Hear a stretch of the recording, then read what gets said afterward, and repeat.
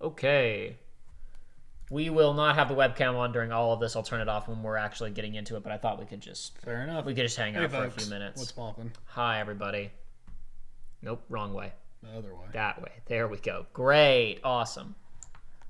Once again, I forgot to wear my green shirt, and I'm mad at myself because literally I was going through my shirts, and I wasn't really conscious. I saw my green shirt, and I was like... In my head, I was like, no, in case webcam, I shouldn't wear that. And then it's like, wait a minute, no, that's stupid. That's the exact reason to wear it. That's the exact reason. Uh-huh. Damn. Oh, well, it's no big deal. Who cares? What a shame. Who cares? It's not a big deal.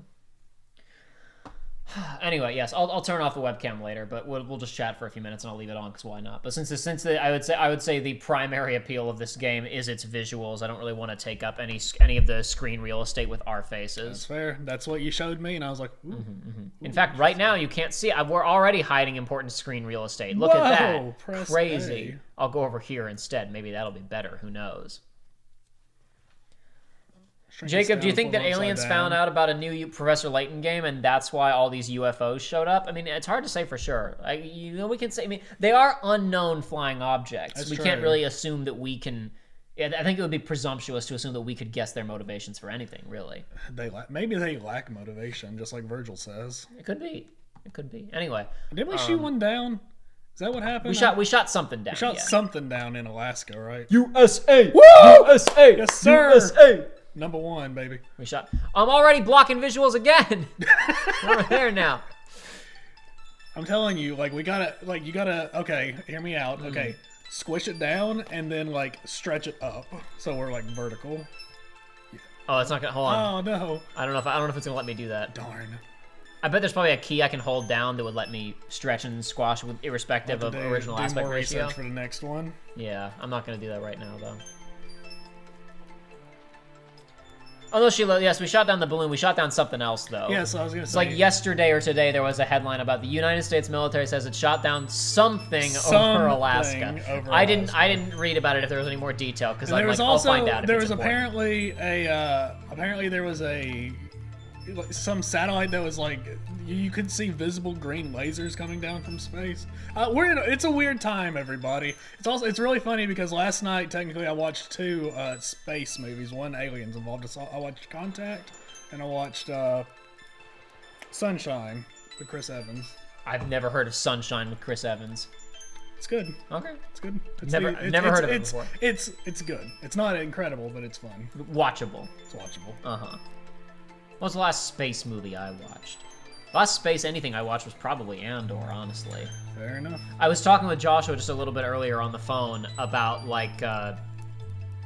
whatchamacallit, come on, Jacob. About Disney laying off 7,000 people, even though it's a, you know, I don't want to be like, these are very large companies. They have a lot of stuff going on. Obviously, I don't want to be too sympathetic. Well, of course they had to lay off the 7,000 people, especially since they are profitable. Oh, yeah. They're making money right now. Their streaming division is losing money, though. And apparently, I forget if they said it was Disney Plus or all of their because their streaming division is pretty large. Yeah. I think they've said, I might have been specifically Disney Plus. It's they're down 2.5 million subs from their peak subscriber rate or something. So they're a little worried about that. And I'm like, I mean, this is partially COVID's fault, but I'm like, think about Twisted. You haven't had the 2D department producing anything of quality, Jafar. It's like that Andor show came out, and I'm like, that was awesome. Is there anything else on this damn platform? Whenever I go, no. Oh well. Whenever I go to my friend's house, we end up like browsing it through Disney Plus. 1.2 million. Okay. I thought 2.5 million might have been too high, but I felt like I knew that I had that number in my head for some reason. Legitimately, it's like, obviously there's not a lot of stuff that is for me, but it's like, I go through and it's like, there is nothing that appeals to me at all. It's like, I would spend an afternoon watching like some of the classic like animated films. That's it. I like having access to it for a couple of different things. And there are some, like, I mean, for example, I'm actually going back there. I think I've talked about this like a year ago and still haven't actually made some, I'm only now making substantial progress on it. I'm working on a project about the Clone Wars TV show. So I've been watching that because that's all on there. Boy, that first season is rough. The video is going to be recommending like the idea is, because there are plenty of people who have watched it. It's like whatever. It's a kids show, and the first couple seasons are bad, and you acknowledge that, and whatever, you power through it. But I know there are some people out there who are like, they've heard the show's good, but they don't want to have to power through that crap. So I was like, there's a lot of viewing guides out there for like chronological order, because the show's out of chronological order. Fun. But I was like, maybe I should do a guide for like, your tolerance for crap is low. Here's just like the good stuff. The older I get, the less tolerance I have. I say that, and I'm watching Gundam. I'm currently 20 episodes deep into Double Zeta, and I've wanted to shoot myself. The first like 15 episodes of Double Zeta is some of the worst TV I've seen in my life. It's awful. I found the first season of Clone Wars to be fairly watchable, considering that I knew what I was getting into. Just mostly really boring. But like the video is going to be ranked primarily on a system of like red light, which is do not watch this.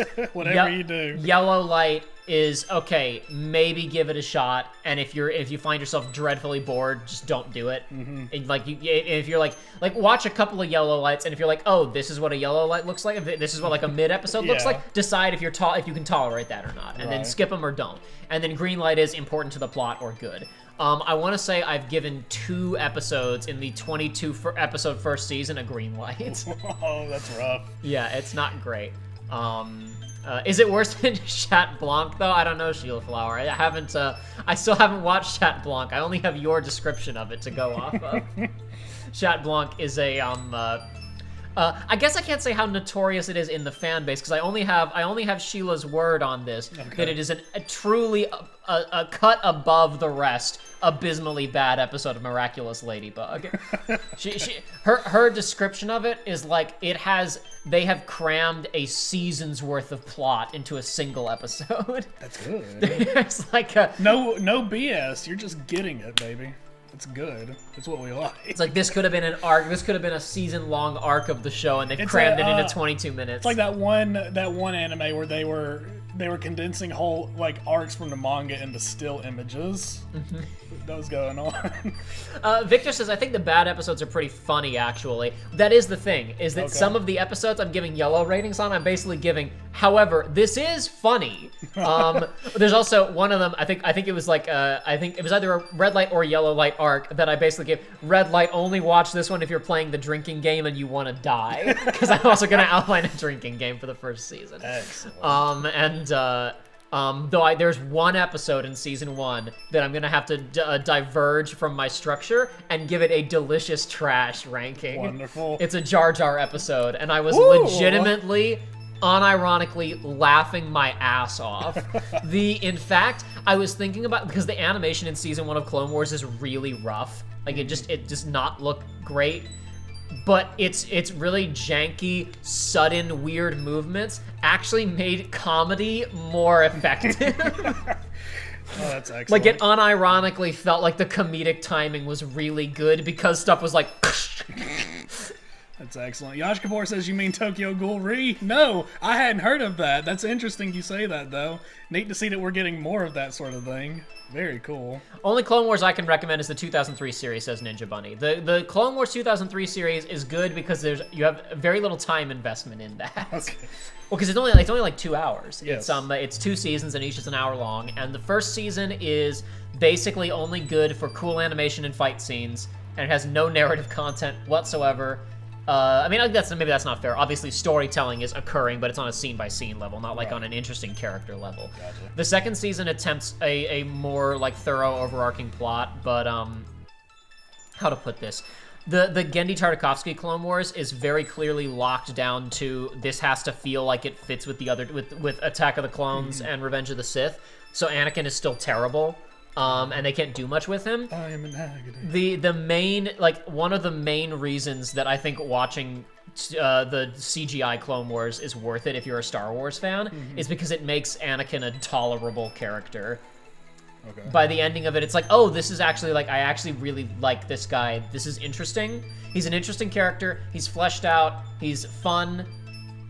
However, I can also see how he would have turned into Darth Vader. Okay. Like, it gets to the point where you could almost watch The Clone Wars as its own. You could almost go and watch, like, the original 2 films, and then the reveal of Luke, I am your father happens, and then you could go watch the good parts of The Clone Wars as the prequel series and never watch the movies. Like, you still get it. You don't see him go into the suit, but you have all of the pieces. You have everything you need. Yeah. It's actually, it's like, it does a much better job justifying putting him in that suit than the movies about putting him in that suit did. No. It's been over 15 years. It's been almost 20 years since that movie came out, and it's still funny. That's big comedy. I mean, the fact that it holds up so well. God.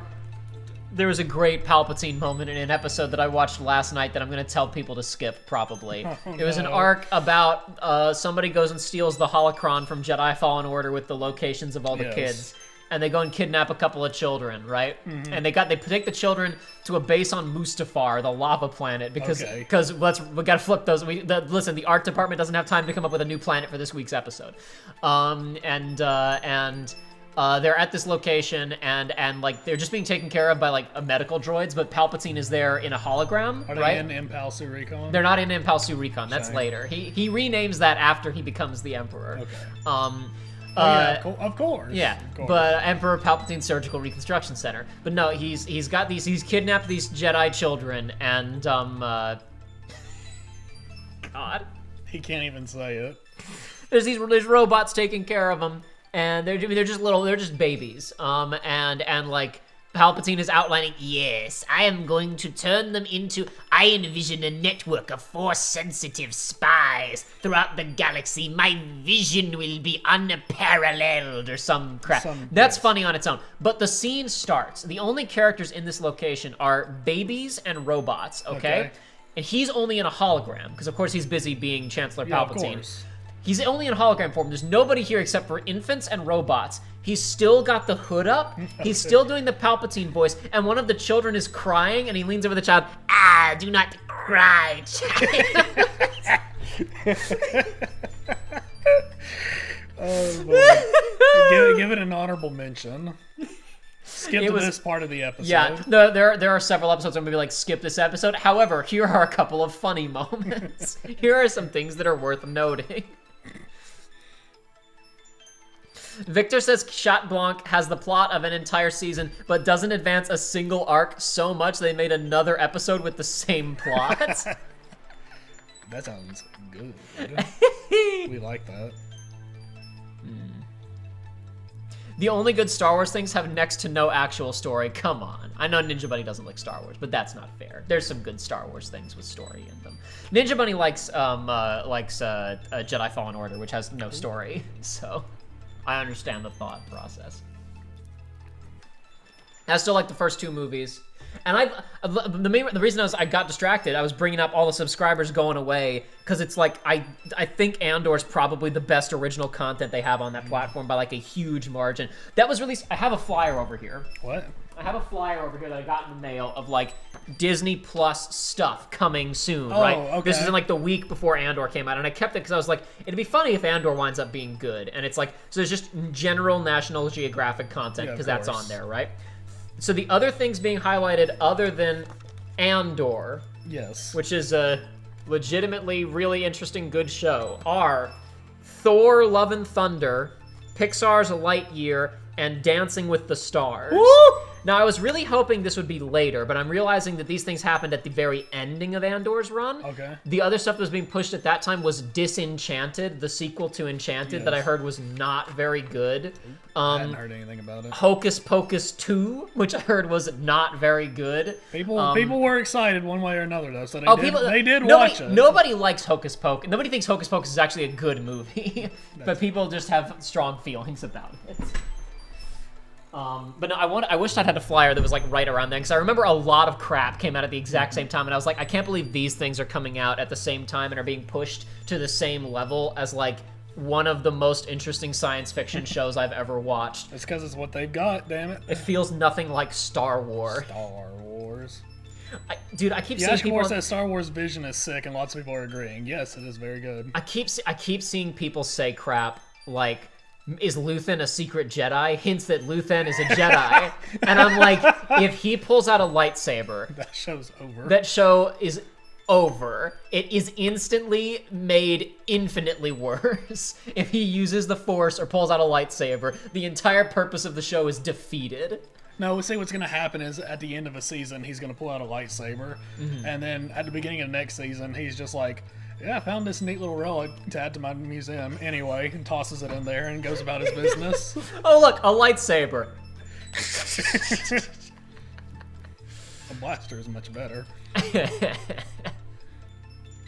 Andor was good. Star Wars things I've liked are 2003 Clone Wars, A New Hope, and Fallen Order. All three have simpler, unimportant narratives and are more about action and vibes. I think these are Star Wars strengths. I mean, I would agree that those things are very strong. And I would honestly, if we want to talk vibes, I think the vibes in Andor are pretty good too. They're just very different vibes. Yeah, they're extremely different. They are good, though. They are the vibe is established immediately. The vibe is when that dude gets blown away. The vibe is slightly uncomfortable. Oh, you're uncomfortable, but you're loving it. It's great. Like, how do I put this? Obviously, it got nowhere near this level, but the fact that he is even pulling semi-similar, like, psychological tricks to, like, the medic episode from Band of Brothers is insane. Obviously, it was nowhere near that level. But I get what you're saying. I could mention those things in the same breath, and you're like, yeah, there's a little bit going on there that was similar. It's like, why? Because it's good. Yeah. Luthen is a Jedi because he's rich and can buy midichlorians. Midichlorian infusions. Okay. Palpatine is anti-vax because people might inject their children with midichlorians.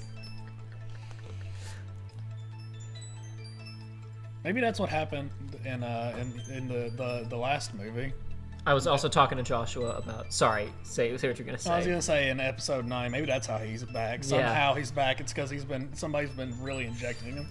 So he just injected a corpse with a lot of midichlorians, and he just manifested. Ah. After 1,000 years, it's time to conquer Earth! No, another thing I was talking to Joshua about from the show, there was... animated Jimmy Schmitz walks into Padme's office at the Senate building and says, "Padme, we must move quickly to stop this vote on the enhanced privacy invasion bill." And somebody mentioned it slightly earlier in that scene, and I was like, "Enhanced privacy invasion bill? That must be like." It must be something that Padme is trying to push through to like prevent it. But then Jimmy Schmitz walks in and says, "No, we have to prevent the vote on the enhanced privacy invasion bill." You know, Bush had the decency to call it the Patriot Act.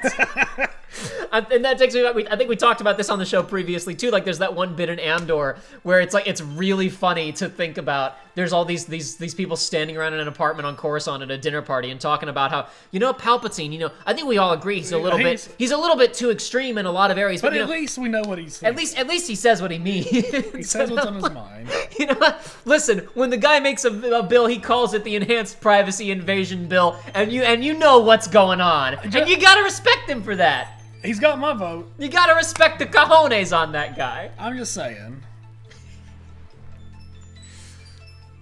Oh boy. Yeah, you can absolutely recommend Andor to people who don't like Star Wars. I honestly think Star Wars knowledge is like I can't think of anything in Andor where your Star Wars knowledge is really truly going to enhance it. No. There are a handful of extremely esoteric trivia things, like when he pulls out that crystal and it's a KOTOR reference. Yeah. And it's like, okay, that's neat. But you don't need it. He's got a valuable crystal. Yeah, it's exactly. That's all that matters. You really don't That's need to what know. really matters. You really don't need to know anything about Star Wars to appreciate that show. But anywho, that was a lot of talking about a lot of other stuff. Hold on.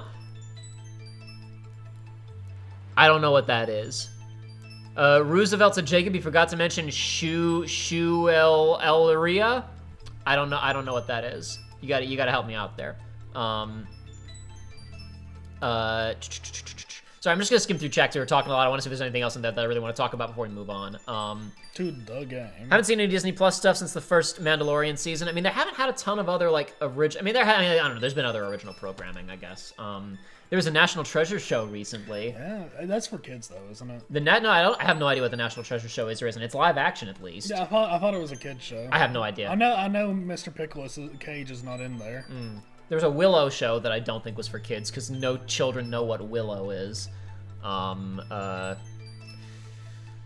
every now and then just weird stuff gets dumped on there that you don't quite expect. But hey, listen, you know what? It's got The Rocketeer on there, and it's got... I need to go back and watch Tron Uprising again, because I haven't watched that since it aired, and that's on there. So I probably need... After I watch The Clone Wars, I should probably go watch Tron Uprising.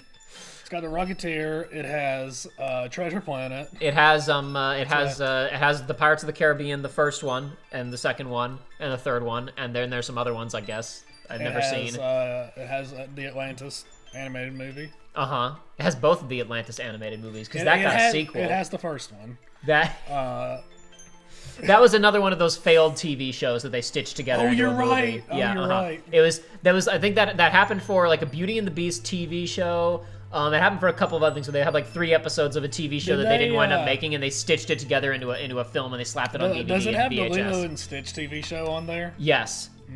I was thinking about that the other day, how crazy it is that Lilo and Stitch as a movie is a film about an 18-year-old girl trying to take care of her sister after both of their parents died. Yeah. And an alien trying to take care of her extremely ADHD sister, and an alien happens to be there and make it more complicated.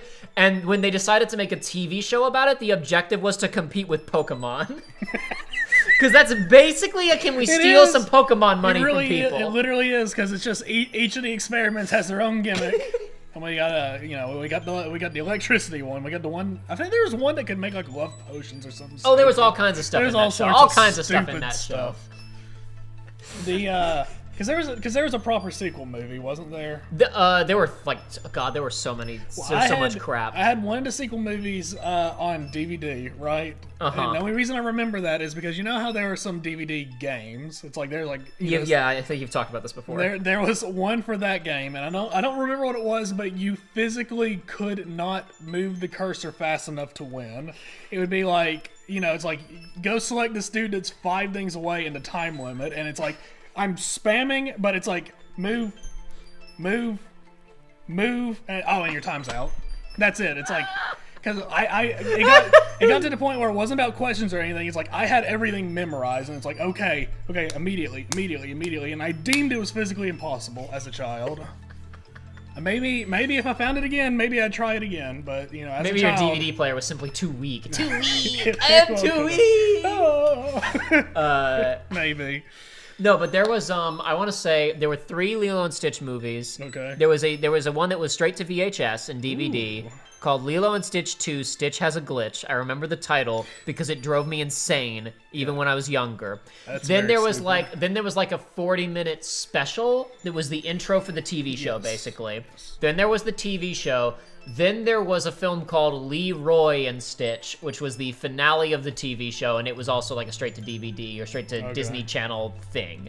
And it was a finale of the TV show, I think. Remember in Disney World when we have the Stitch experience or whatever it's called? Yeah. And how it wasn't that originally, and it was the alien encounter. Well, that was literally that. It was gonna be Alien. Yeah, Eisner wanted. Yes. Was it Eisner? I think it was Eisner. Yeah, that was an Eisner era. I'm pretty sure he literally wanted it to. He wanted to try and appeal to a broader audience, people to bring into the parks, and he wanted a licensed alien, as in the film with Sigourney Weaver alien thing, which he kind of got because it was part of the Great Movie Ride for a number of years. That's true. It's just I'm still salty they got rid of that ride, even though me even too. though it looks like the new one's good, but I miss it. But the funniest thing is like because it's it's Disney World, this family park, and Alien Experience is a ride where you're sitting there and you hear a scientist is like, wait, no, it's behind me, and then you hear like a crunch and you get doused with water. Yeah, and it's like.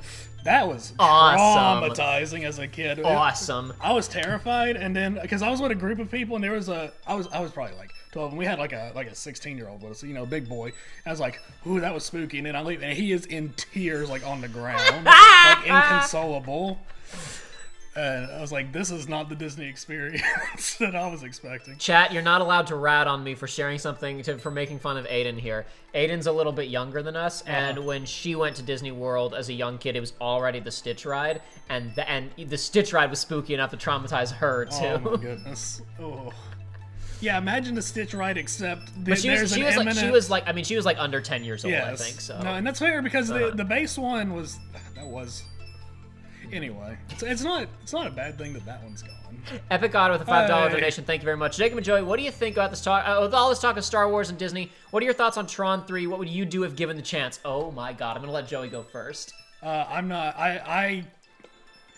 would I do given the chance? I would give it to somebody who is very passionate about the project. Yeah, no, I would give it to you. That's what I thought. I like Tron. Well, the thing is, it's like, if you had told me, it's like, oh man, you think there's ever going to be a Tron 3 years ago, I'd be like, no. But the thing is, it's like, the game is coming out, they're making a Tron ride. It's like, they have knowledge that the IP exists. What was the thing, Rocco, that's his name from Mega 64, right? Yeah. He tweeted, like, I feel like sometimes I'm in that movie yesterday, except instead of being the only guy who can remember the Beatles, I'm the only guy who remembers we've gotten a Jared Leto Tron 3 headline every 6 months for the last 10 years.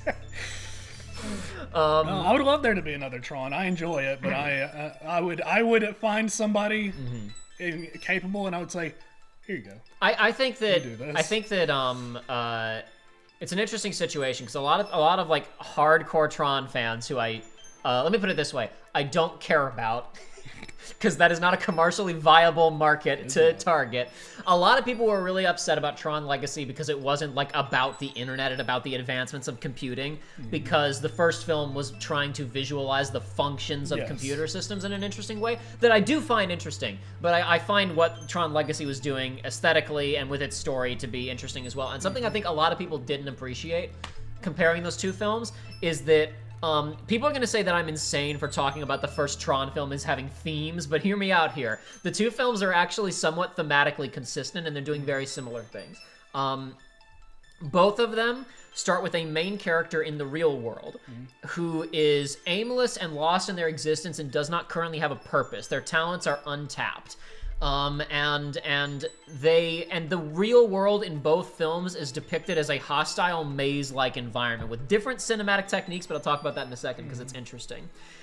They go into a computer world which is similarly depicted as dark and confusing and maze-like, and they are completely lost in this setting, but by the time that they emerge from it, they find some kind of purpose and focus in their lives again. Now, in the original film, that's just, oh, some guy lied about they stole some intellectual property from me, and then I went on an adventure and I got a piece of paper that said I made the video game. And it's a little silly. The second film takes it a bit further with a character who is deliberately choosing to be aimless because they're upset and frustrated with how their life has panned out and they don't really know what to do with themselves. They go into the computer world, and Jeff Bridges is doing the same thing, and our main character goes, oh, this is stupid. I need to go do something. And then in so doing, invigorates Jeff Bridges again. They go on their adventure together. They solve the problem in this computer world a little bit. He gets back, and he's like, okay, I'm going to take control of the company again. But something I find really interesting about the way that those two movies are shot is if you go and look at how the real world stuff is shot in the first film, there are basically two locations. There's the Encom building and there's Flynn's Arcade, right? Yes. The Encom building is all very starkly, brightly lit, but everything is super sterile and oppressive. You see there's a matte painting of a sea of cubicles. It's just like comical. Of you getting lost in this thing. There's no office actually looks like this, but it's a lot. It's not quite it's not quite science fiction like the office that Cyril goes to work in Andor, but it's it's semi-reasonable, but it's oppressive. It's not nice.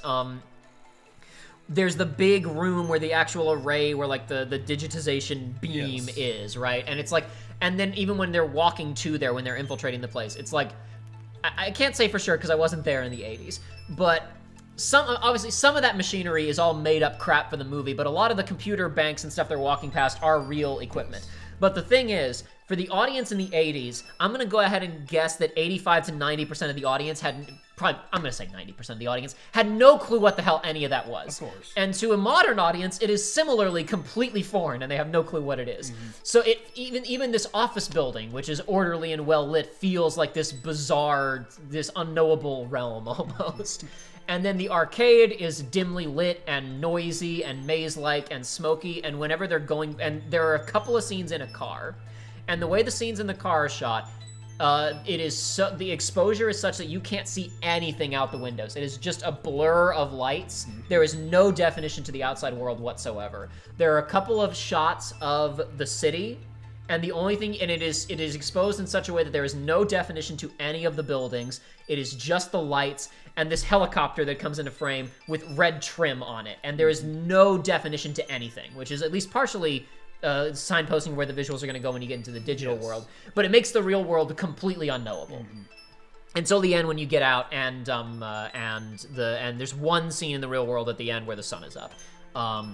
Then in Legacy, you have all of this stuff where it's not lit that same way. You do see the world, but it's very aggressively like that ugly industrial orange light that you see in cities everywhere.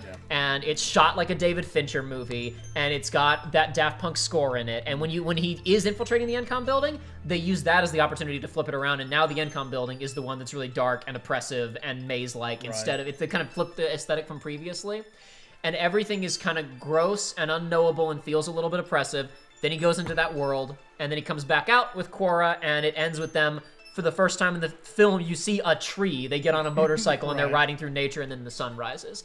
This sounds like a weird thing to linger on, but to me, if there's something that's actually what those films are about beyond the aesthetic, it needs to be someone who is in some way lost in the real world, and they go in here and find some kind of purpose, and they come back out. That, to me, is kind of what the movies are about. I feel like if you were going to make a movie about, if you wanted to make it a little bit more about how computers work these days, you could tap into a thing that a lot of people feel, which is a real sense of loneliness and detachment and, like, I don't know, obsession with social media, and that being like kind of this thing that's you're trapped in sometimes, that can be very cloying and addicting and can be not good for your mental health. I was gonna say, and something else that is on the surface, it's like on the surface it looks as though you would not be alone because we're more connected than we have ever been, but it feels like it's all artificial. It's fake. It's not real. And then you could move into something, a Tron environment that could be something more like the Grid, where it's just our virtual reality simulation, whatever, or into something that's more exploring how the internet functions. I don't know. I haven't lent this a lot of thought beyond this is a thematic thing that I've picked up on that I feel like I haven't seen a lot of people talk about. I would want the real world to feel gross and hostile, and a character, man, woman, whatever, to be lost in it. And I feel like with the subject matter focusing on somebody who is addicted to social media or otherwise, so I feel like something like that would be appropriate and would work. But that's I haven't workshopped my pitch for Tron 3 very much. That's about all I've got. But thank you very much for your question, Epic Otter. That was a probably much more thorough answer than you wanted for your $5. There's been a lot of comments since then. Uh-oh. Yeah, it's fine. Willow Show is all right. Tron Uprising is peak. I remember liking Tron Uprising a lot. I need to watch it again. It was kind of mixed, but it was. I remember it being pretty good. Oh yeah, Zootopia 2 got announced, and I saw somebody. Is somebody talking about Sneakerella right now? Why are we talking about Sneakerella? It's a reimagining of Cinderella about a male that yes! designs Nikes. Yeah. Yes, that's what you were asking me about. Okay, yeah, all right, Roosevelt 770. Right. Okay, I haven't watched that, but yes, I am aware that exists. I've not seen it, I just know of it. Frozen 3 and Toy Story 5. We were talking about that when you were here last time as well. That Toy Story 5 is going to drive me up the effing wall.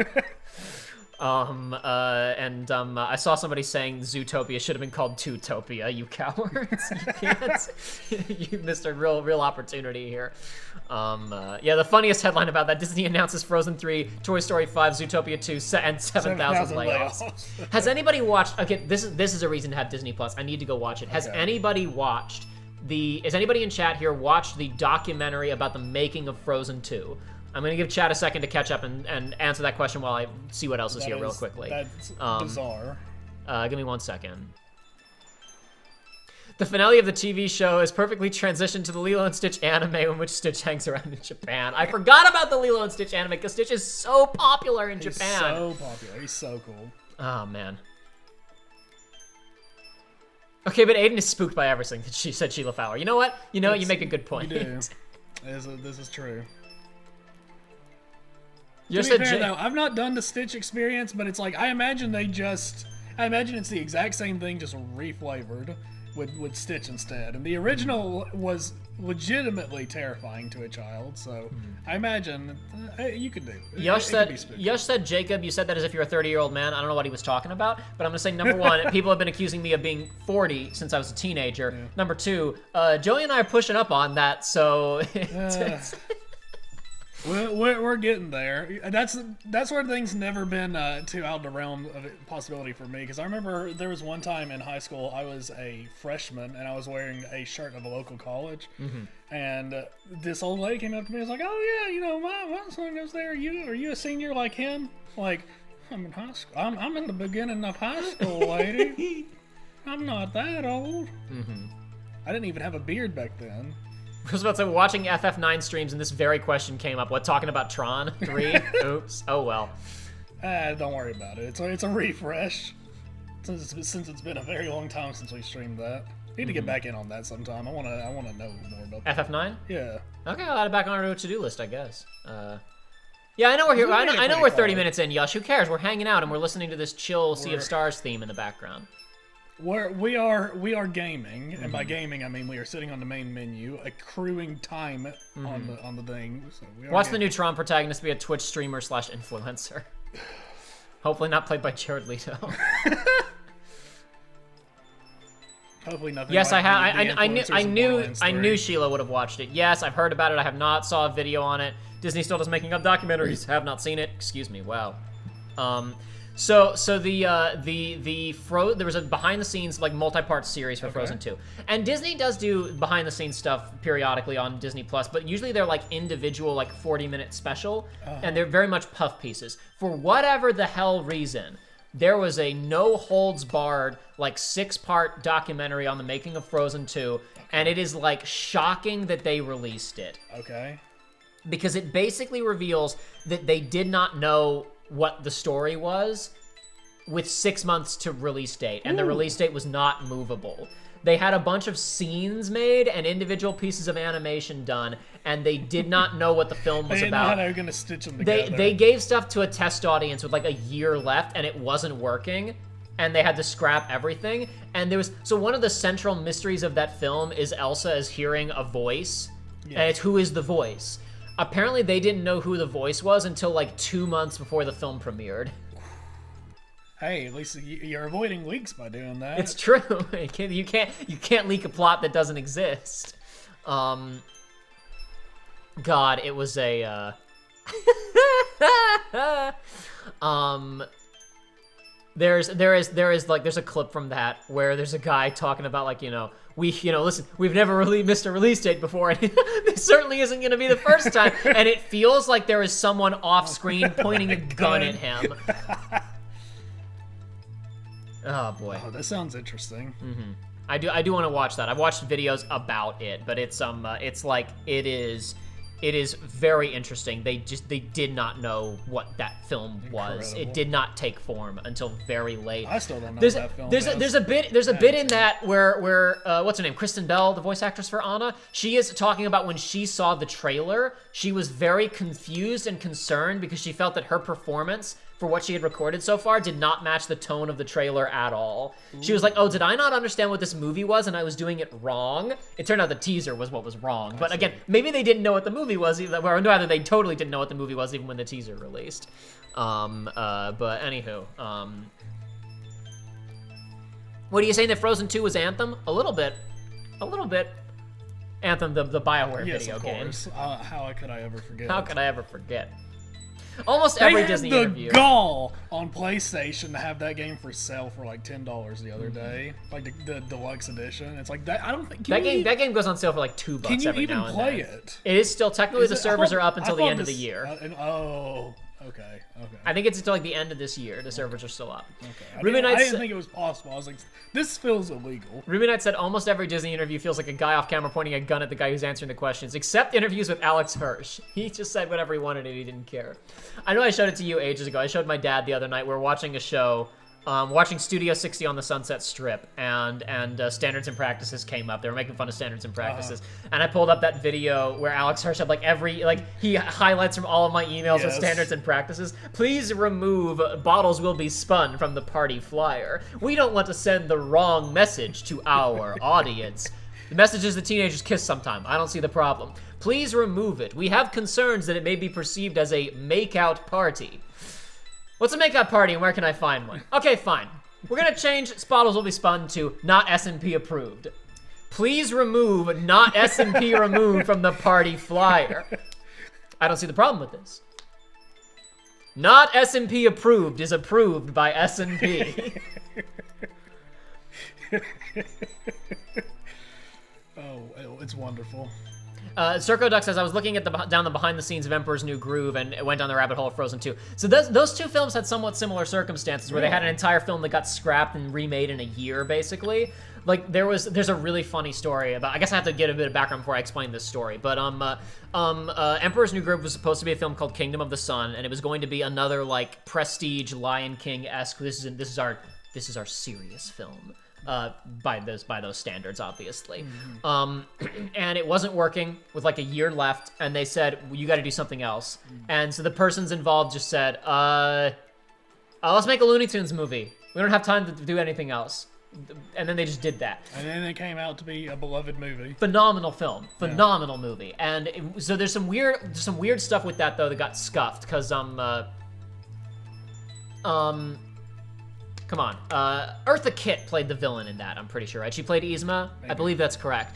She's a really good singer, and she had a villain song that I think was written by Sting, because Sting was doing the music for the original version of the film. Okay. And, like, that song is great, but it no longer fit in the movie, so it was, like, on the album that released for the film. And a couple of other songs that he wrote were on the album and just weren't in the movie because they had nothing to do with the movie anymore. Like, there was a whole script for the film, and he wrote like 10 songs for it, and I think one of his songs survived to the final film. And then like another one of his songs played over the end credits, but it had nothing to do with anything. Of course. But what's really funny is after the movie came out, someone from the archives, because a big company like that has archives, comes up to the director and says, "Hey, the movie's out." Or the movie's coming out like, tomorrow or whatever. We need, we're getting we need like the master copy. We need copies of all this stuff. We got the reel, Yes. we've got all this other stuff, we've got the boards, we need the script. And the director said, "Script? Yeah, we need a copy of the script." "Oh, there was no script." "What are you talking about? The movie's coming out tomorrow. There has to be a script." "No, we never wrote a script. No. We boarded it and like the actors improvised 90% of their dialogue. There's no script." "Wait, no, what? Huh? There has to be a script. The movie's out." "Yeah, but there isn't." But there's not. "But there has to be a script for the archives." "Well, there isn't one." Just make it in retrospect. No, they did. They wrote a transcript script of the film, which is the only copy of the script of The Emperor's New Groove for the archives for Disney's archives. You gotta love it. Oh boy. Yeah, Ninja Bunny, that's correct. The movie was originally going to be a retelling of The Prince and the Pauper in the Inca Empire. Okay. The Sweatbox, that's the name, yeah. The Sweatbox was a documentary that was done about the production of The Kingdom of the Sun and the Emperor's New Groove. It ran at a couple of film festivals. It was, no, yeah, this is an important detail. Okay. One of Sting's stipulations to work on the film was his wife is a documentary filmmaker. Okay. And he said, can she come and make a documentary about the making of the film? And she did. And it was in Sting's contract that she was there and allowed to shoot anything and cut the movie, and she had to make the film. So she released a film called The Sweatbox about that movie going wrong and then them crunching to get a movie done in a year. And it ran at a couple of festivals, and Disney said, F off, you're never showing that again. So the only way to get it now is there's legends speak of a certain bay. Yo ho, yo ho. That is incredible. Yeah. Because imagine the process of it's like, oh yeah, we're just gonna it's just gonna be a documentary about making the movie, and then it's like a year out, it's like, oh, this is getting good. You know, listen, you miss 100% of the shots you don't take. Keep rolling, and eventually something's gonna show up. And some sure did. It's from the sounds of it. Yeah. Anywho, thanks for hanging out with us, everybody. That was our stream. Oh yeah, there's a game right there. That's we're gonna play this Sea of Stars thing. It's a pretty short demo anyway, so that's part of why I didn't mind. That's part of why I put the webcam on. I planned on us just chatting and talking for a bit because I played this the other night. It's like this will take like an hour and a half. It's not that long. There is some the ending speaks whispers of hidden bonus content that we may go hunt for after we beat it, but I'm not too worried about that. I think we'll beat it in a relatively timely manner. So this is, again, from Sabotage, the makers of The Messenger. This has been in the works for quite some time now. It's got some very impressive art. I will say that my main concern in some of the demonstrations they'd shown off so far was that the writing just doesn't seem super interesting. And playing this, that's kind of confirmed. I mean, there's not a lot of writing in the first place, so maybe I'm just not, I don't have enough to judge it against. And for me, a long-ass JRPG, the writing is really what's going to keep me going. But I will say, the music's good, the art's good, and the combat is pretty good. This is definitely feels like this is actually enjoyable, well-designed turn-based combat. Okay. So it's got that going for it at least. And I think we're just going to go ahead and hop into this. I'm going to turn off the webcam, though, so everybody can actually see what this game looks like. All right. I want an hour of Jake making fun of Frozen 2 development. I haven't watched the actual full documentary, so I don't have enough to... There are other people who are more qualified to talk about it than me. Sarko Duck, if that's true, that's very funny. About Costco's apparently original name. Costco? Costco. Yeah, Costco. Costco. Yeah. My favorite Disney character. Jenny Nicholson and Shafril's Productions have both done pretty good videos on the production of Frozen 2. I'd recommend checking both of those out if you wanted to learn more about that, but I don't have enough of that. I don't know enough about it to spend an hour making fun of it. Anywho, I think my Pro controller here is charged up enough for me to unplug it. We can hop into this. We'll see how it goes. Whee! You guys are gonna have to. We've been going for an hour and nobody complained about the volume, so I assume the music wasn't too loud. But if it's too quiet, feel free to speak up. Anyway, two main characters. Select the one who will lead the party. As it says, can be changed later and doesn't matter. It's just who's in front when you're running around in the world. Okay. At least as far as I can tell. I don't know. Maybe it's a trick. Maybe there's a secret ending you only get with one character or the other. Who knows? You can say for sure. Two save files, one beaten entirely with one and one with the other. You can if you switch even once. You've messed up your run. It's void. Did you know that in order to get 100% completion in Final Fantasy X-2, you have to read every line of NPC dialogue? Yes. If you miss even a single NPC at a certain point in the game, you do not get 100% completion, and you cannot get the secret ending. Excellent. I wonder what the 100% speedrun of that game is. Because last time we were talking about... Go look at that. That'd be interesting. I want to know what the 100% speedrun on 10.2 is.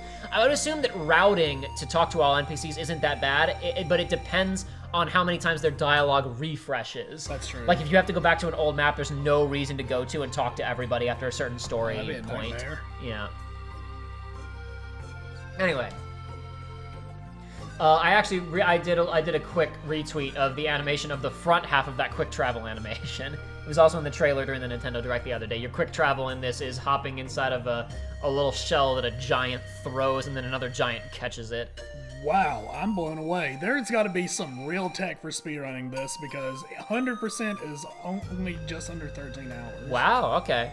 That's pretty impressive. 80% standard is 3 hours and 41 minutes as the world record. That's nuts. Wait, what was the any percent? Sorry. 3 hours and 41 minutes. All right. That game's got a lot of loosey-goosey structural stuff. So the any percent doesn't surprise me a ton, but the 100%, I don't know. I guess 13 hours about makes sense. I guess you're mashing through all the dialogue. To be fair, anyway. I've not seen a whole lot of that game in particular, but just judging by JRPG standards, that's really surprising. Alrighty. So our heroes have just been thrown to an island on the other side of the planet from where they were originally, and they got to find a boat. Okay.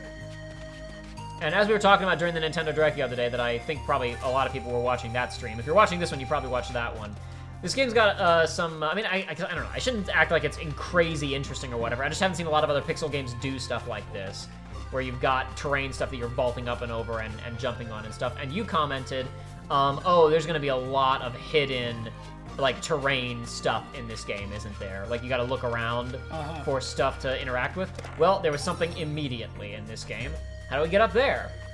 I see. But yeah, because for me, I was like, it was one of those things where I feel like a lot of it is going to be, like, a lot of the harder to find stuff is, at least initially at the beginning of the game, is more of you're like turning your brain off of what you know, because it's like I see those lines and it's like, oh, you can't go that way, gotta find a different path, and it's like, no, there's actually a lot of traversal. Wow. Wahoo! Yippee! That is an item. Recover 1 MP every time they take a block. Okay, so do you is it like Mario where you can perfect guard as It's well? it's like any of the Mario RPGs where you have to make inputs on attacks and inputs on guards. Okay, I knew about attacks, but I didn't know about guarding as well. That is nice. I will say that I felt the feedback on successful inputs is not enough. I can't tell when I've done it successfully or not sometimes. But anywho. Again, folks, you guys gotta let me know if the music is, I don't want it to be too quiet because I want you to hear it, but you gotta let me know if it's too loud as well. A couple of interesting things about this that keep the pace pretty fast and encourage you to use a lot of special abilities. If you perform a regular attack and you do your inputs correctly, it refills your MP. Ooh. So the game basically tells you in a tutorial screen, if you have full MP, there's no reason not to use it right now, for the most part. That's cool. However, over our boys over here, you see like a stopwatch on both of them. One of them is 1, and it's flashing, and it's red. The other one is 2. That's pretty straightforward. That's how many turns until they perform an action, right? Okay. The guy with the other logos over him, though, is slightly more complicated. That indicates that an enemy is prepping for a special attack of some kind that's going to do a bit more damage. Okay. And you can prevent him from performing that special attack by dealing the types of damage that are shown in that indicator there. Bludgeoning, magic, or whatever. Bludgeoning and fire damage specifically, or I guess sun damage, because our two main characters are solstice mages. They were born, each of them on different solstices. One of them has fire magic and one of them has lunar magic. Cool. So this calls for a bludgeoning weapon and a sun spell. Our female lead has a bludgeoning staff. I think I messed up that input because she didn't. Yeah, I think they attack twice if you get the input correct, and I messed up that block too. But that's okay. And our other guy here, I don't know what his story details are. He just seems to be a dude who's hanging out with them. He's their cook. His weapon is the lid of a pot. Okay. And he does bludgeoning damage as well. His main role in this is support. Nourish is most of the He and the Solstice guy both have a healing ability they can use MP on, and we also have items as well. Hurl is for Chrono Trigger purposes. Because you'll recall in Chrono Trigger, the game has proximity-based attacks depending on where enemies are standing next to each other.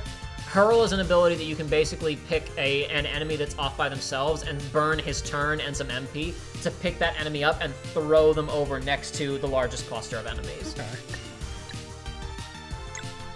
However, I don't think I can do a bludgeoning attack and also do, because I can shoot a fireball at this guy, or sunball, but I can't do bludgeoning damage and fire at the same time, so... Let me go ahead and hit it. What was that blue number? Did it block? No, that is your MP recovery. That blue number is your MP recovery happening in as you hit them. You'll also notice that our female lead down there has already taken half of her health. Yeah. You're gonna notice our characters get KO'd a good bit. And I'm pretty sure It's not a demo thing. If your team stays alive for a couple of turns, your character just gets back up. There are no Phoenix Downs that I have found in this. Okay. These enemies will go for the throat if you've got low health, and they sometimes do decent sized like attack the whole team moves. I haven't seen a game over screen, but it seems like just because the enemies hit pretty hard, the game over threat here is having all of your enemies, is having your whole team KO'd within a couple of turns of each other. Okay. If you can stay alive for a couple of turns, a KO team member will get back up. That may be a demo concession, but I haven't seen anything to suggest that. That's interesting. But I will admit I didn't read all of the tutorial screens. We might dig into those a little bit more in a few minutes here.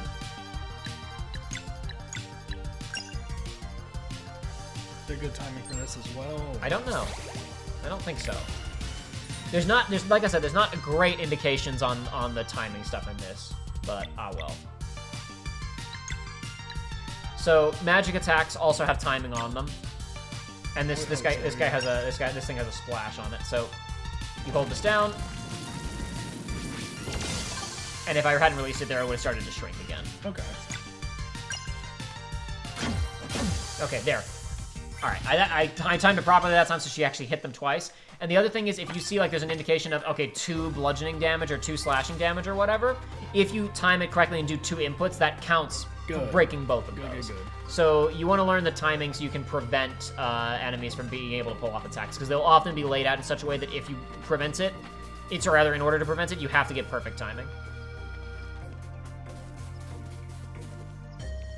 Yeah, this feels like this area was designed to really show off the sprite work of the characters. Potato. So I've seen you've been picking up just like ingredients and stuff. Is that something you can do in field, or is that like? That is a campsite ability. Okay. As I said before, our character in the back here is a cook. Yes. And he will cook stuff for us at campsites. Can you put those anywhere, or is that just specific locations? Put what anywhere? Campfires. Oh no, yeah, specific locations. Okay.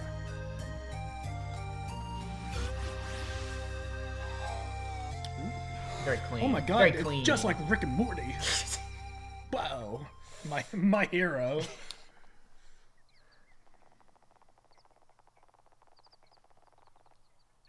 I know nothing about that show at all, but it's been very funny watching people have a meltdown about Roiland getting kicked off, and people pointing out, like, he's a credited writer on The Pilot. Yeah. He's just been showing up and doing funny voices. It doesn't matter. Anyway. On one condition. There's some pirates that are going to let us use their boat to go somewhere we need to go for our quest, it was saying. We're skipping ahead. In the interest of time. Yes. As those Call of Duty demos always used to say at E3. Yeah. This lady was in one of the gameplay, like, kind of streams they did a year or two ago. She is a wandering chronicler with a magic book. Okay. Which she can press against, like, I forget the exact details because I watched the stream a while ago, but it's like the book can understand the essence of historical artifacts and record their stories or something like that. Okay. So she's basically around during our adventure, and she will occasionally be present at campsites, and we can ask her to tell us a story, and she'll tell us a little lore about the world. Cool. Making a deal with pirates? They seem nice enough to me.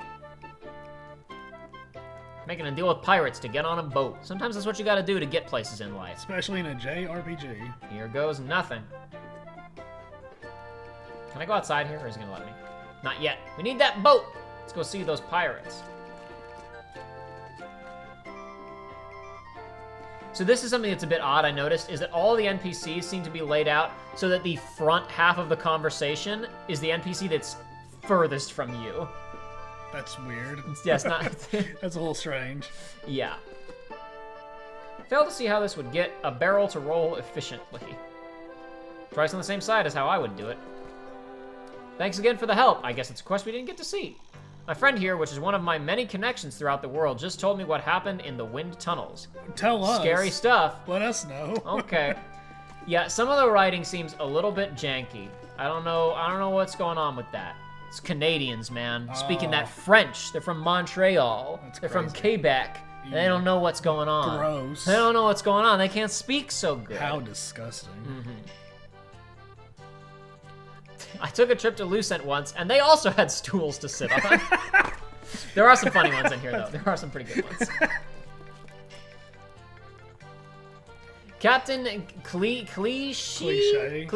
Ah, you're right. Oh, Captain Cliche. Cliche. That's exactly what it is. Captain Cliche's crew is here again. Somehow it feels like they have a more determined look about them. That's exactly the joke. I didn't read it out loud the other night when I was playing this. I got it now. I asked for coffee and explained that I had to study for an exam when the waiter said, "Oh, not so small, not a small, then a medium." I said I'm studying for finals. He apologized and gave me a large. You want to hear a spooky story? Just light a campfire and I'll join you. Oh yeah? Well, I was less than 10 yards from the ship once. I'm telling you, I saw it with my own eyes. I was less than 100 yards from the front of my ship. See what I mean? Yeah. Why did you put the front half further away from me? Why would you do such a thing? Just to mess Maybe with, just to mess with me? Maybe that's just how these people talk. That's how they talk in Montreal. Yeah, yeah, those people. Yeah, you're right. Well, look who it is. I love this. We saw this guy in the trailer before. He's wearing 2 eye patches. But he flips them up. He does have eyes. Good. Deal stands. If you can't beat Vlatrade? Now I'm looking for like hidden things like Captain Cliche. Vlatrade and arm wrestling. One. You're gonna be searching the whole time, but he's the one. We got an item that needs fetching. After which Pirate's Honor will take y'all to Wraith Island. What do you say? Wait does nothing. It just each of them has dialogue, but I don't care. We spent 30 minutes talking about Tron. We accept. We said enough words. We don't need any more words. Exactly. Arm wrestling battle. Woohoo! We got Mario in here. Wahoo! Wahoo! Yippee! Ah, spaghetti. Beautiful. Is that just a squid on a stick? Might be. I'll do it. You guys are too strong. It wouldn't be fair. Plus arm wrestling with a real pirate? How cool is that? Fine, but go easy on the poor fella. You got it. Valerie, I assume? Valerie. I'll be your challenger. Oh, thanks for stopping by, Sheila Flower. Alrighty, see you later. Cliche. Captain, go all out. We can't leave without it. Aye, aye, Captain. Right. Wait. The one you look... Oh, what? Tough? Wait. The one you look like... Ooh, something rough going on here. Something rough going on here. is. On 3. I think we might just be too smooth-brained. Maybe we're too stupid. I don't know.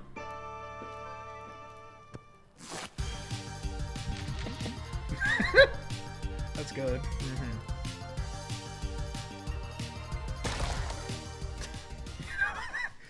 Ha ha.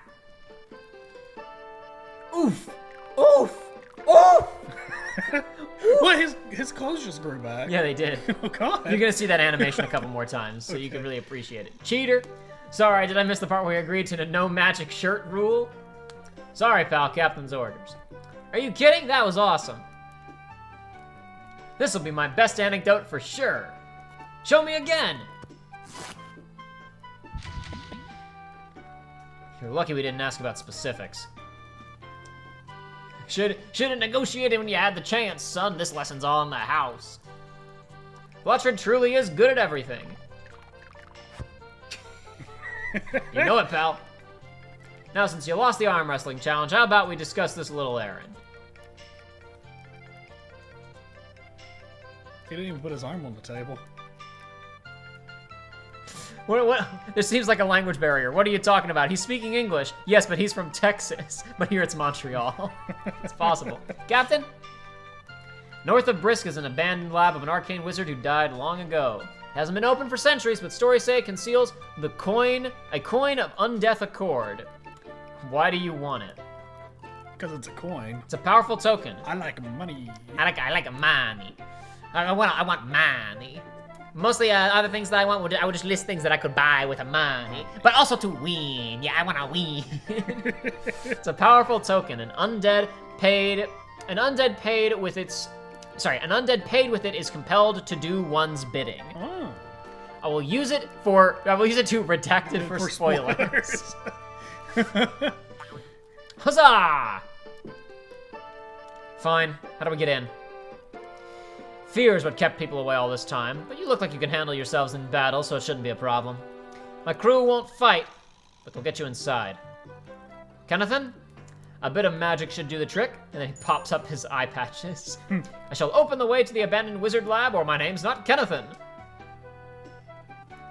Ahoy, Captain! Ain't you coming with?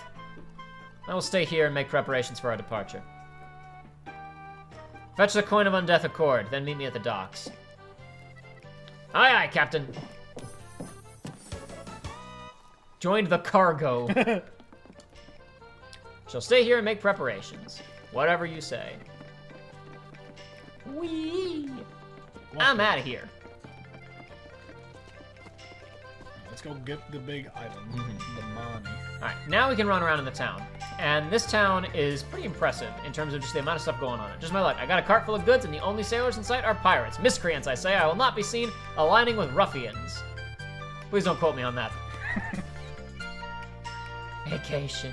Best time of the year. It's not a castle, it's a fort. Maybe a salamander will want to live in it. I each got one line of dialogue each. Alright. Or one line between them, I should say. So, oh my gosh, you can swim. you can't. There's nothing out here. I searched pretty thoroughly, so I'm not gonna hang out here for too long. Perhaps. Huh? Maybe that's where that secret boss is. You gotta go back in and get sucked down to the depths more. They give a little hint about where to look for the secret stuff. Yeah, so. The Donkey Kong tent. Ooh, what's up here? Nothing. Nada. I guess this is the inn room, probably. But I can't use the inn right now. Ah, the ocean. Bringer of dreams and notion. Trying to write a poem. This guy's name is Quilliam. I guess it's a character we'll know. He seems like he's a bad poet. Very good. Probably this is a reoccurring NPC. Maybe he'll get better as time goes on. Maybe he'll get better as time goes on. That happens sometimes in JRPGs. Yes, maybe we'll find a book of better writing and give it to him. And then he'll be like, well, I can't read. That's a problem. Group to Did we challenge give the him a book pirates. of reading better? Hope your friend's okay. Not a scratch. Actually, it was a lot of fun. Oh, good for you. Freaking loser. Can't open these doors. Apologies, this area is off limits for the demo. Okay, that's fine. So be it. So be it. So saith Humble Boast. Is this the pirates again? Seems so. Oh, the name of the bar was Humble Boast. Seems the table was destroyed again. Those consarn pirates always up to some mischief. Is that a chest to the right? There is a chest to the right. It's loot. We're gonna go locate it. Oh, baby. Teal amber ore. Yeah, there's a lot of stuff hidden around this town. There's a lot of perspective trickery and a little bit of platforming, and obviously we can't see the whole thing because some of it's blocked off for the demo, as the person told us a minute ago. Yeah. Saw someone swim under the docks the other day. Such irresponsible behavior. That sounds like a hint. Seafood. Seafood. Oh my god. See the captain? She looks so badass. When I grow up, I want to be just like her. I want to see them again, maybe with a better disguise, so we won't get kicked out of the Humble Boast. What has he got on his head? What is that? That's a pancake. Seashell. Why would that just be in the chest and not just on the beach? Because that's how you pick up all items out of chests, Joey, no matter how inconsequential. Don't be ridiculous. Don't ask questions. So that's shallow enough to walk on. Interesting. This game's gorgeous. It's very pretty. As I said, I've been looking forward to this primarily for it just looks pretty, but hopefully the other and I know the turn-based combat is fun enough, and I'm just seeing a little bit of this town just convinced me that exploring around in this world and looking for stuff is also probably fun. So now I just gotta hope that maybe the story's good too. Who knows?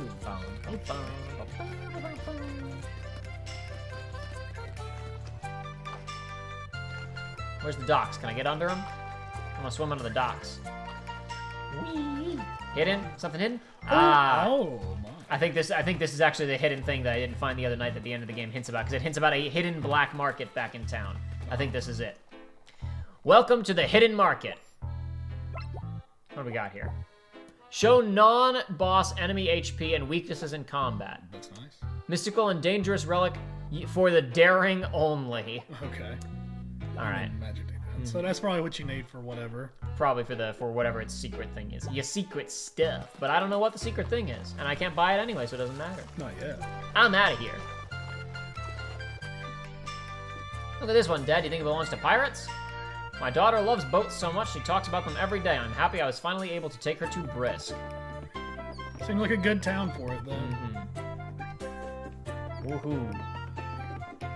I almost kind of... Is that a safe point? Yeah, sometimes the click, click, click, click, click, the sound of like text coming in games like these can be a little much. I'm almost kind of missing it though with this. I kind of wish there's a little... Just something. But I don't know. So, again, like I said, sometimes it gets obnoxious, so... I'm rarely bothered by it. Most of the time, I just get used to it. Egg. I offer you this egg. This trying time. I believe I've been poisoned by my constituents. What do you got? New equipment. Sure, why not? What do we got here? A rock lid. Oh, excellent. Nah, I think I'm fine without it, actually. Attack power up 4. Nah, it's fine. I'm going to pick up some stuff in the dungeon we're going to wind up in shortly anyway, so who cares? I don't need the extra stuff. I don't need the extra stuff. So do any, outside of combat, does any of your stuff regenerate at all, health and MP or anything? I don't remember. No, it doesn't. It does not. Okay. What if you have somebody knocked out? Do they just come back up with... I assume so. I haven't I've never finished a battle with somebody KO'd. He's so good. He's never finished a battle with someone KO'd. There's another one of these, whatever these mole-looking creatures are somewhere, saying, my mom left to get ice cream ages ago, and I can't find her. I see. Today's a me day. I'll just change the hair a bit. Painting to something that doesn't look anything like her. Anyway. Excellent. So back here, I believe there's a couple of things we can climb up onto and find some more secretos. Oh, that's actually leaving town. I don't want to go that far. Yeah, no, it's right here. I was walking past it thinking maybe there's something else that I missed before, but no, that's the way out of town. See, that's what I'm talking about. Your brain tells you can't jump up that because video game. Yeah. Pirate yar. Yar. Yar. Whee! Another seashell in a chest.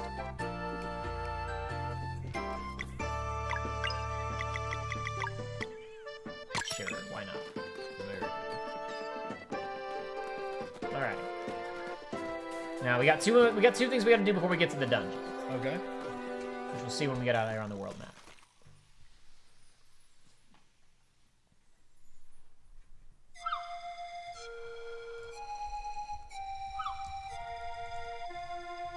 So one of the things that they did with their Kickstarter stretch goal, which some people probably it's in every trailer because they're very proud of it. I don't even know how much music he's done, but Yasunori Mitsuda has done some compositions for this game. Yes. He did not do the world map thing that we're hearing right now, this as far as I know. But down here, we walk over here.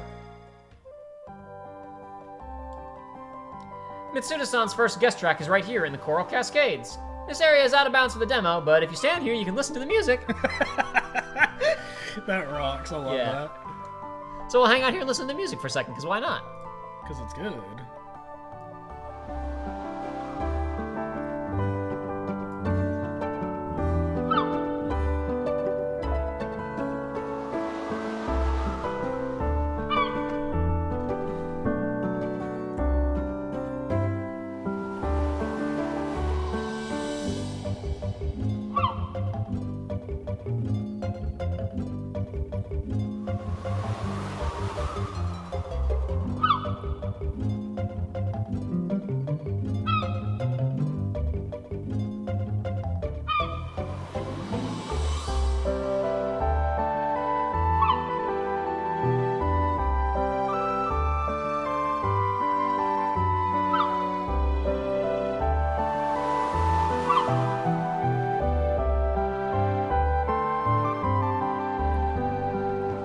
Feels very much like a lot of his work on Chrono Cross to me, but it also has like kind of a he didn't work on FF8, but it kind of has the sound of the FF8 like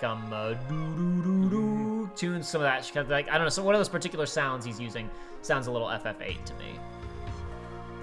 They picked the perfect area for the demo for me because that water looks gorgeous. I love it. That looks so good. You want to see some more water, Joey? I do. What's this little thing we're walking up to right here? A fish.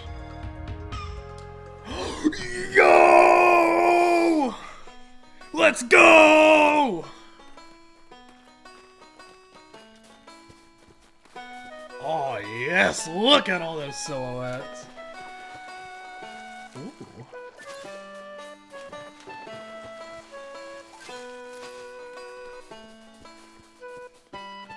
So the fishing is pretty simplistic, but Good. fun enough. A to cast. Casting is always at full power. When airborne, steer the bobber with L. Press A to kick it into the water. Bobber touches water close to a fish, it's a hook instantaneously. If it hits near nothing, you gotta cast again. Okay. While hooked, steer with the fish with L and press and hold A to reel while it is in the zone. I see. Be careful not to reel outside the zone, otherwise the line will break. Reel the fish all the way to the dock and it's a catch. Heck yeah. Pretty straightforward.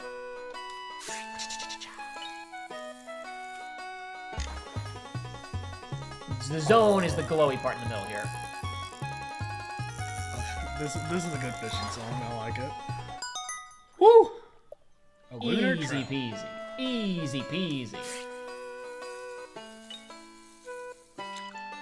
Ah, nothing. Simplistic, yes, but as far as simplistic fishing goes, this is very creative. Uh-huh. No, I liked it. I spent a good bit of time with it just the other night. In fact, now's the perfect time for chat to just talk about whatever and for us to talk about it back again, even though we did that for 30 minutes earlier. Why not do it some more? But now with we're doing it with fishing. With all this Woo! in the background. Oh man, it's fun.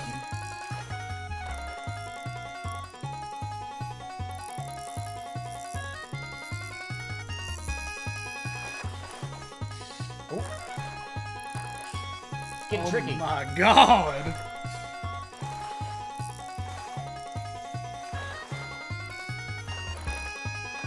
I don't want to lose this guy. Oh my god. Yeah, I got him. I wasn't fighting with him towards the end, though. That's why he was swimming back and Yeah. forth so much. Yahoo! Very nice. Whee! Yeah, because I've been playing a little bit of Sonic Frontiers, and the fishing is very relaxing, but it is not involved at all in that game. I mean, this barely is, but this is more involved. In that game, it's just throw the line out. Wherever you land, you're going to get a fish, and you just press the button when the line meets the circle, and you got the fish caught. Joey, somebody just asked, what's your opinion on FF15 fishing? Do you even remember it? Because I don't. My opinion was it had fishing, and I did it. And I did a lot of it. I don't remember how I feel about it. The more time has gone on, the less forgiving I am of FF15. I decided a while ago that I was too nice to that game. Let me tell you, it never fails. It never fails. The VR fishing like standalone thing that game released. Every time that it goes on sale, like on PlayStation or something, I will see the art and the neurons fire in my brain. I'm like, ooh, a cool fish. And then I see VR FF15 fishing. I'm like, oh. Well. Yahoo!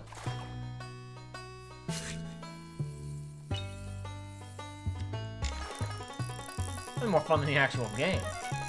Actually, I say that, I don't think I ever actually maxed fishing out in that game. I think I got it, like, I think your max level for fishing was like 10, and I think I was 9.5.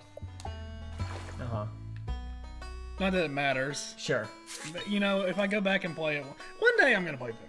Because I never played any of the DLC for it, and they've got like the, whatever, like the Royal Edition or whatever. It's like, that's just free on PlayStation. It is? It's free? It's free for It's me. free! It was free at one point, and Okay. I've got it. I Oh, guess. sure, got it. It's free! The breadsticks is free! It's either that or it was like the part of like one of the PlayStation collection things. I'm not really sure. Understood. Yo! Don't touch that. Whoa! Is there anything edible from a Man of War? Not with that attitude, there isn't. I guess so. Maybe. You know, maybe we don't have magic in our world as far as I know. So it's like maybe they're like really good for like magic replenishment. Jellyfish. The difference is subtle, but it could save your life.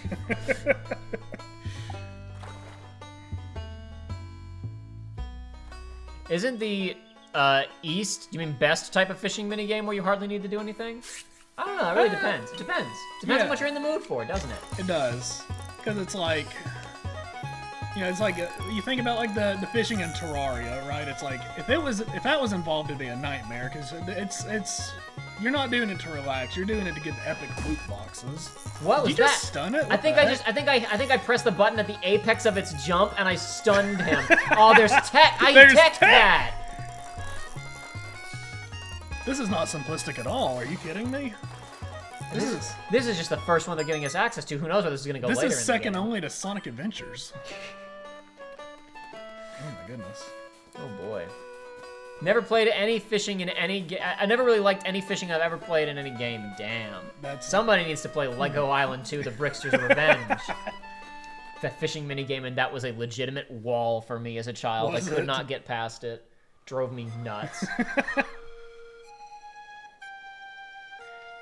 It's funny. It's just become a joke in our group now, where it's like I've never played a dedicated fishing game, but it's like I react so strongly when I see fishing in a game.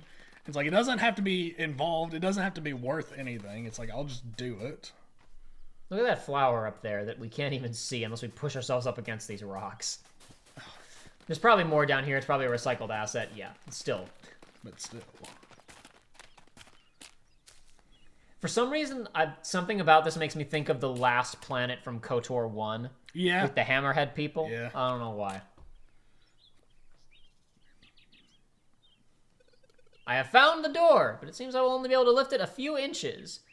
Vlatrade? Is that what we said? Vlatrade? Vlatrade. Yeah. Vlatrade? On your mark, pal.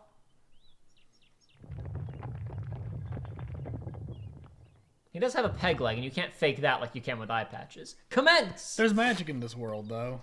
It's true. I guess I don't know. If your shirt can regrow after you bulge your muscles out, maybe you can glamour your leg to look like a pirate leg, the peg leg, I mean.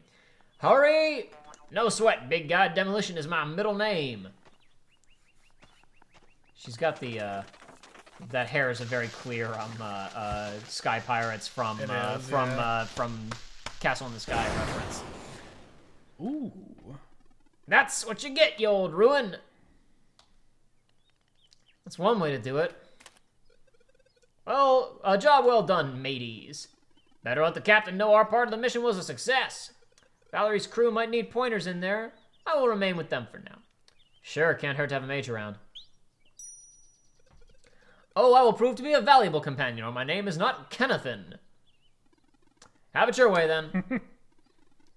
Come in whatever your name is. I'm not going to say it again, because it feels gross when it comes off my tongue. Good luck in there.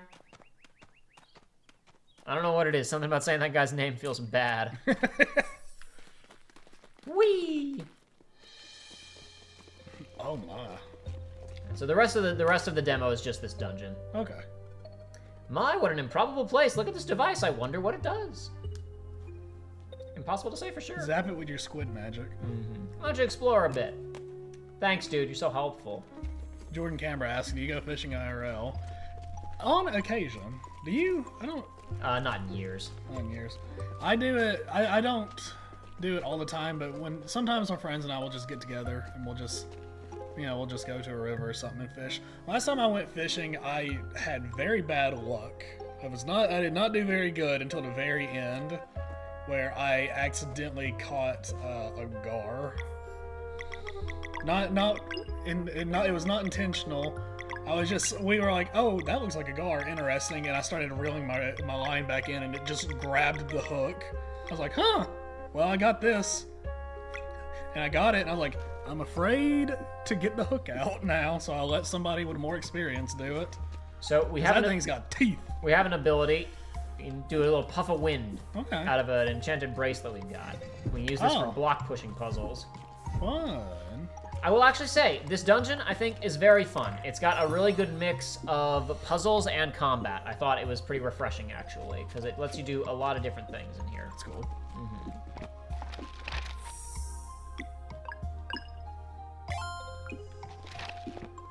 Based on old scriptures, you should be able to mix the light from different crystals to open new paths. Quite fascinating. Only one of these is active just yet, but the green crystal. and it makes the glowy and the portal crazy. Ninja Bunny, are you telling me that the new Fire Emblem games have a fishing minigame? That's interesting. That's some. You're pathetic. That's some interesting knowledge you're imparting.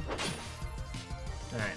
That guy didn't care about physical damage, but yeah. So if I can hit this guy with a lunar attack, and she's got a couple of these. Moonerang arc, which is actually magic based. So I think if I used the Crescent arc on it, it wouldn't do anything. But if I use Moonerang, this one is one of the real Mario and Luigi bastards with hitting button timing. Yeah, we saw this in the trailer.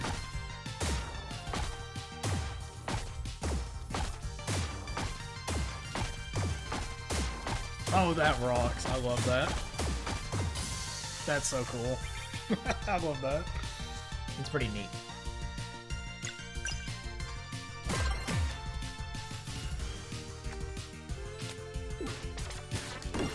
Alright, block that actually. Very good. Did not block that. You don't know who the target is, you don't know where it's gonna go, and they can travel faster or slower. So one of the other abilities that we have here, I don't fully understand it, is called Boost. If we hit enemies with a standard physical attack, see all these orbs that fly out? Yeah. So our next guy, we can hit ZR here.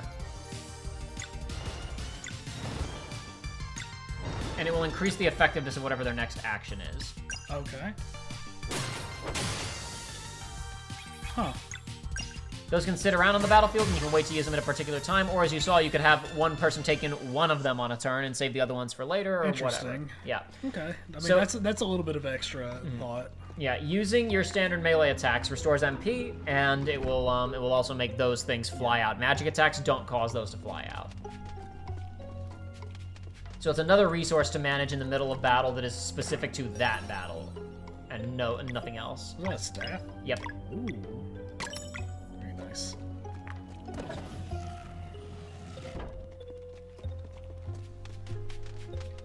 I'm gonna kind of rush through some of this just because I did it last fine. night and whatever. Not last night, night before last. The only other thing I've got to say about fishing is it's like I think the reason why I'm not bigger on fishing is I used to fish a lot when I was young, right? Uh-huh. And there's an area that had a lot of big catfish that I would fish at. And fishing was different when I was little because it was a two-parter. It was actually getting the fish on the hook and then a battle to reel it in. Uh-huh. And I loved the battle. The battle. The battle doesn't exist anymore. The duel. The battle doesn't exist. When I go... I'm too powerful now. Basically. There are no foes who can challenge I'm not me. even strong. I am very physically weak, but so are the fish. So that's why I'm like, I enjoy it, but you know, it doesn't have that feel that it used to. I want to go deep sea fishing because I love the deep sea. I love fish, but more importantly, I love the fish that can kick my ass. I love the kind of woman who can kick my ass. Anyway, so when campfires are available, you get a little campfire scene. Okay. As you can see here. You can walk around? Yeah, I can walk around. I can't leave the campfire area, and this is my maximum mobility speed, but you can interact with the characters. They'll have stuff to say about what's going on in the story right now. I don't want to use the campfire yet. I wanted to talk to this guy. This place is unreal. I hope Malcolmud is doing all right. Malcolmud. I'll talk to her last, because she's got stuff to say. Wonder how long ago this wizard lived. Based on old scriptures, you should be able to mix the light. Yeah, you already told me that before. That's fine. But you can also, here, swap which of the characters is in the front of your party. Again, not super duper important. But if you're a completionist and you want to read all the dialogue, I suppose. A coin, the coin of Undeath Accord. I don't think I'd want to make a deal with an undead. Why? Why not? You're not making a deal. You give them a coin, and they do whatever you want. I was listening to a My Brother and Me clip a couple days ago. It was it was from years ago, and it was a Yahoo question that was, can ghosts hurt dogs? But there was one of the comments said something that was better than anything they said in their actual discussion. Yes. One of the comments was, I don't know if ghosts. From this, I've learned that I don't know if ghosts exist, but I do know that if they exist, dogs can absolutely sense them. I've learned this about myself. Oh, no, I don't want to talk to. I didn't mean to turn. I didn't mean to turn about there. Psycho Anyway. Duck says, if you like fishing and have anxiety, may interest you in an anime called Suritama. Joey's doing a Google. I'll do a Google. I'll check it out later. We'll see. Want me to read you a story? I only have the one so far, but it's kind of spooky. Let's hear it. Spooky. Of all the recorded hexes and acts of bewitchment, few are as dreadful as the curse of the Vespertine. This story takes us back centuries, when a certain band of pirates ruled the seas. Stormcaller was the name of their captain. He was the most powerful wind mage the world had ever known. And their navigator, Hortense, remains to this day the shrewdest mariner on record. Combining Hortense's skill and Stormcaller's magic, some say their ship was faster than light itself. The crew went on many adventures and accumulated countless riches until, one day, the inevitable happened. Hortense, whose first love was music, announced that she was ready to quit the pirate life. Ever a firm believer that the real treasure is the treasure one finds along the way, Stormcaller took her resignation harshly. Utterly insulted, he stopped conjuring the wind for the sails and locked the ship right in the middle of the ocean. And we shall remain here, he said, till our navigator gets that silly idea out of her head. But Hortense had already made her final decision. Days went by, the both of them sulking while their crew begged for some resolution. First they ran out of patience, then out of food, and eventually out of drinkable water. Then one day after sunset, the pirates, driven mad by hunger and thirst, mutinied and made their captain walk the plank. And as he sank into the abyss, Stormcaller cursed his crew by conjuring an eternal prison. In the Sea of Nightmare, he would channel a deadly storm for them to endure forevermore. Over centuries, the crew members lost their minds to the ghastly place, until only Hortense remained. To this day, the battle goes on in the Sea of Nightmare. Stormcaller's hatred pitted against the navigator's sheer will. Some say Stormcaller's fury will one day sink the ship, while others believe he will eventually bow to the indomitable Hortense. Legend has it that she gets a short break once a day, for but a few seconds, at the precise time the curse was first conjured. Countless sailors and fishermen have since reported sightings of the legendary ghost ship that appears at dusk. They call it the Vespertine. While some have half a mind to climb aboard and search for treasure, most avoid sailing at dusk for fear of being sucked into the Sea of Nightmare. The end. You know, the crew were the only reasonable ones in that story. Uh-huh. They waited long enough to be out of everything before they mutiny. Yeah, I would have, just would you freaking say you're gonna be a pirate until we get to shore and then you can run away with your whatever, it doesn't matter! Yeah, this is really all on the fact that she decided to announce it in the middle of the sea. Yeah. Why don't you just be like, hey, I'm going to town, I'm getting some cigarettes. You just go. That's God, it. I was exchanging a couple of messages with Joanna, who's done some art for the show previously. She was sending me stuff about Leighton. It was the my father who's been in a coma for however many years just sent me this text. I live, bitch. I texted back. I was like, Luke, this reminds me of a puzzle. How many years do you think it would take for a man to return from picking up cigarettes and milk?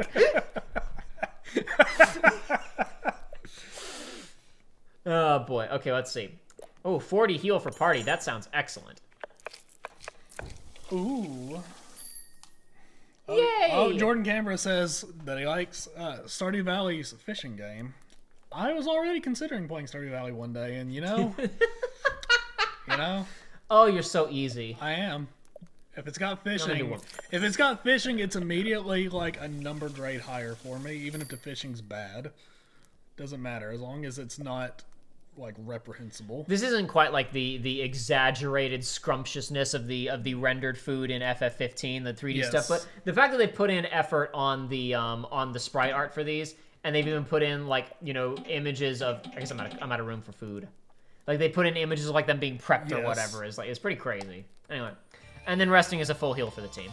Very cool. Now the way that this dungeon is structured, we're going to be coming back to this room and putting in different crystals to open different chambers. Okay. So you can actually get a full heal after every room very easily.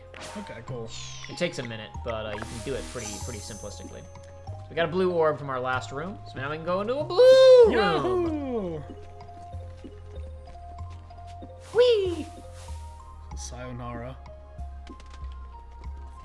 They just did that no hesitation. Oh yeah. Well, listen, they're seasoned adventurers and explorers, Joey. Okay. They know all about how to do this stuff.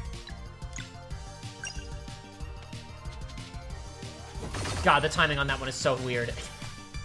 She winds up for so long, I can't get it right. Okay. All that, listen, when you're actually playing the game, you get used to it. Because, you know, experience and all that. Mayhap. Alright. Sunball.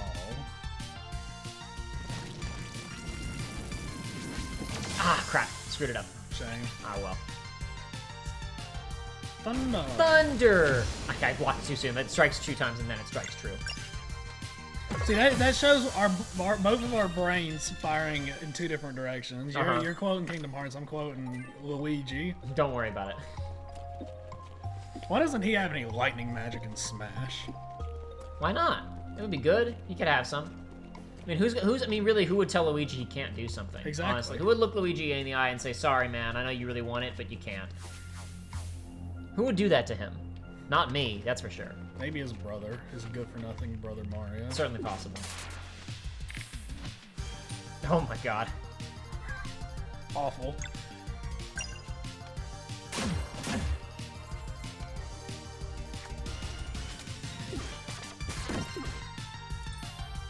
These animations are wonderful.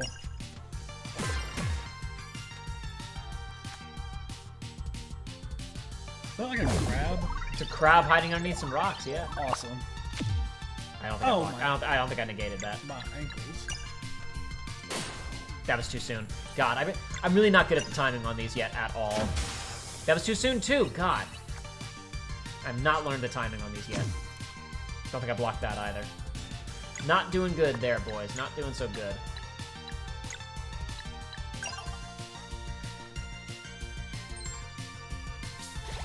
Yahoo.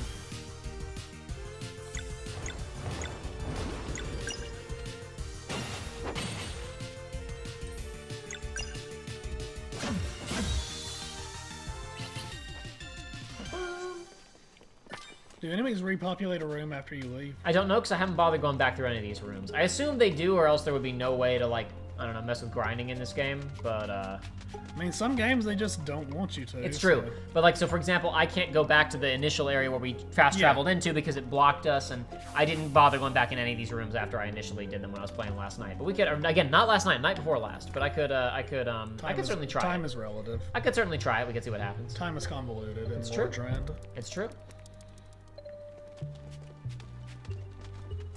There's just something, I don't know, again, it's not like it's like an insane technical feat, at least I assume not, but there is something really just like charming and different about playing a pixel game and doing what I'm doing right now. Yeah.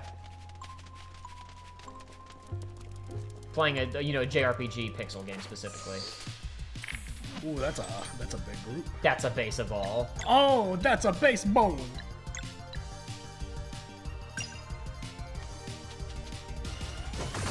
Okay, I timed it that right. I think I timed it that time. Very good.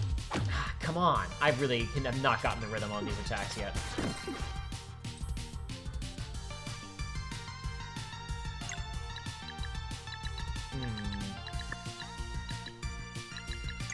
Nah, I'm not gonna waste a healing item right now. Throw a grenade. Don't have a grenade. Well, that's a shame. I know, right? Someone's gonna die, I'm calling it. Oh yeah. Oh yeah, he's... I did block it that time, but it didn't It matter. didn't matter. Oh, okay, if I don't block this, the other guy's gonna die too. Nice. Okay. This is Okay. Listen, you can very easily just say that you're demonstrating getting knocked out. Oh, for sure, for sure. I didn't time that. God. It That was should have enough, been 2. though. That should have been 2 hits. Sure, but I wanted the more hits and more MP Yes. regeneration. But all right, whatever. So just doing attacks, is that what fills your combo meter? I think the combo meter I think that just fills over time. I think it's just a resource that builds the longer the fight goes on, pretty much. Use an attraction, said Ninja Punny.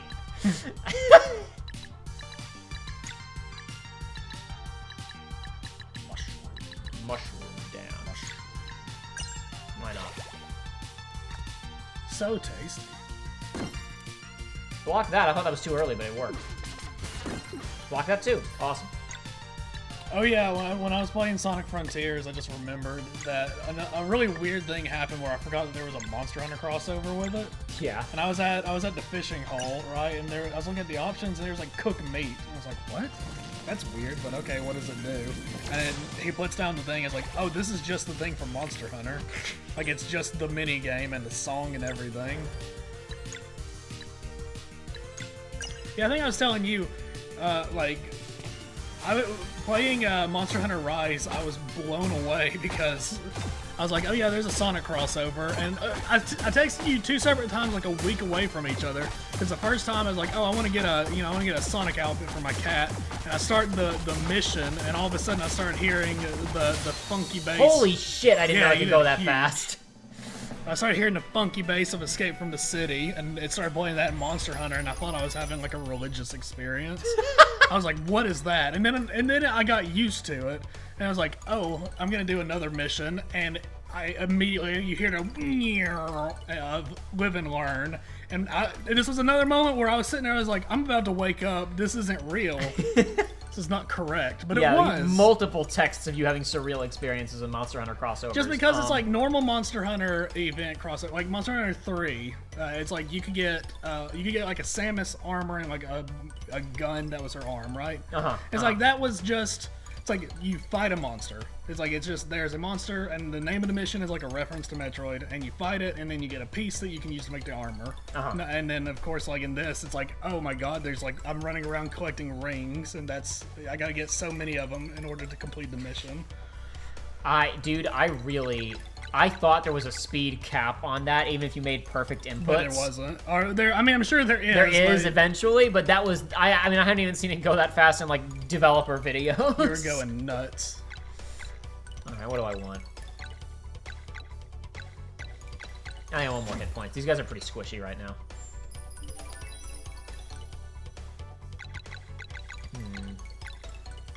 Oh, so it's different options every time. Yep. Yeah. Interesting. Not completely consistent. Oh, this is... If I play this game, I'm going to have such a hard time figuring out. Never going to go for defense because I ain't a bitch. But everything else, it's like, maybe for this guy. He's kind of the tank. I was going to say, maybe for him, but it's like, I'd still rather just... He doesn't even have a magic attack right now. I'd rather just give him, like, mana points than defense, though, because it's like, well... You know, healer over whatever. But did you see that image I sent you? The David Lynch one. Yes. What did it say? It was like, there he is. There he is. The hero party's only source of healing magic. Kill him, girls.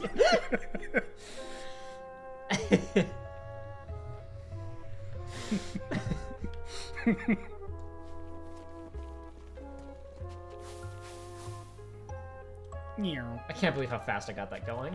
I really thought it would cap before that. I'm wondering if it is because there was less enemies there, I wonder if it's like total hits. Maybe. If nothing else, it was definitely easier for me to maintain the rhythm, specifically because there were fewer enemies, because they were both equidistant from me, so I was not adjusting the speed of my inputs at all. It was completely consistent. Regardless, at least in the demo, that definitely seems like one of the high-tier strong attacks. Just go nuts.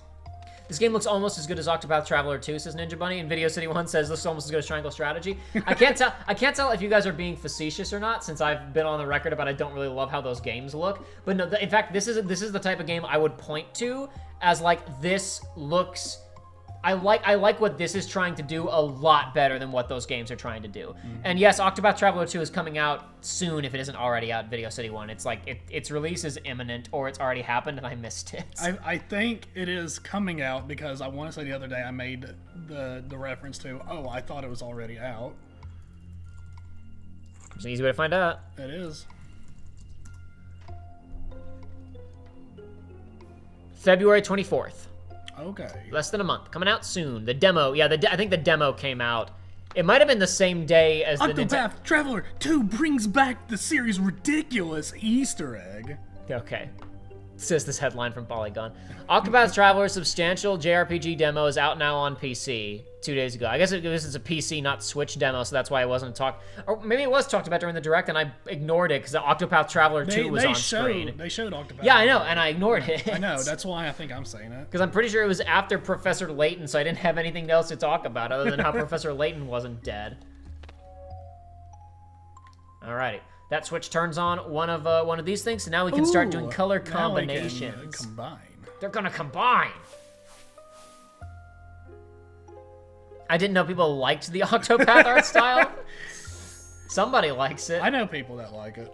I don't care for it very much. I talked about it in a video I did a while ago about Octopath, about the demo for Triangle Strategy. I don't feel strongly one way or another about that. I do feel strongly about this game style, and I really like it. They've improved that style a good bit by removing like the fake aliasing that they put on the sprites when the camera was rotating to like simulate them looking 3D, and it just made it it made it physically painful to look at the image of the game. I think they quit doing that, which is a substantial improvement on this style. Not fazed by the shiny bushes like most people, but I could not care less about Octopath Traveler 2 because the first one had the worst written story of all time. That's pretty harsh. I did see a headline, Nova Crystallis, which is a Final Fantasy Square Enix news website that I swing by every now and then. They had an article that said Octopath Traveler 2 fixes the last game's biggest problem, so maybe the story is better this time around. I did see in the first trailer that I mostly ignored, it looked like the characters were talking to each other. That's crazy. which was barely a feature in Octopath Traveler 1. So maybe the story will be improved marginally, but who can say for sure? Certainly not me, since I won't be playing it. Joshua played the first one and said it's terrible. See, I've heard mostly positive things about the game. I think some people really like the math of the combat, and the music's good. The music's legitimately good. But the writing is like really hit or miss. Because you got these 8 different characters, and each of them have their own stories. Yes. And when you go and start like a quest for one of these characters' stories, and the other members of your party aren't in the cutscenes. Yeah. They'll be in the combat, but they just don't participate in the plot of these different characters' stories. I have heard is like when it comes to characters, it's like there is like a clear tier list of like these are the decent stories Exactly. and these are the awful ones. There are like a couple of stories that are okay, and then some that are just really terrible. And I think Joshua's opinion was that the good stories were not nearly good enough to justify the time investment. Like that the okay stories were in fact just okay, and that's the best you can handle in a JRPG. And half of these, I don't know, half. Octopath 8, maybe it was half. Trash. It's like he basically said some of these are just truly bad. Also, the voice acting sounded not great, and the voice acting had voice acting. The voice acting in Triangle Strategy was also not great. Is that game any good? Triangle Strategy? Yeah. Joshua played like half of it, and he said he mostly liked the combat, and mostly he liked some of the decision making with the story. Like he liked that it was relatively small scale, and there was a lot of emphasis put on very small, like what would be considered granular decisions in some stories. Yes. However, he said he did not like any of the characters, and he found the geopolitical stakes to be generally uninteresting, and it really lost him.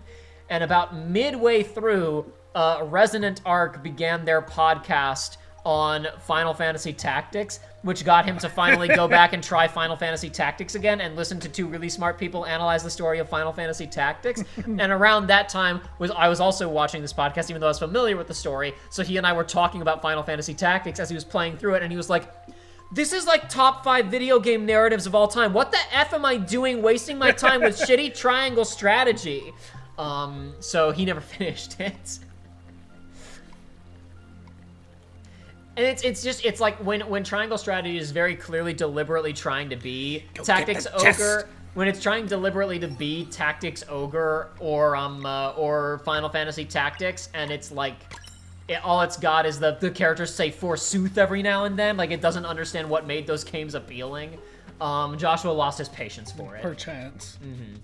I do want to play, I still need to play Tactics Ogre Remaster that came out recently. That has voice acting. I listened to a good bit of it. The voice acting in that was totally tolerable. Damn it. Ooh. The voice acting in So that didn't real didn't quick, damage, but it forces engagement. Okay, so it's not. This is not a Persona thing or No. other. Okay.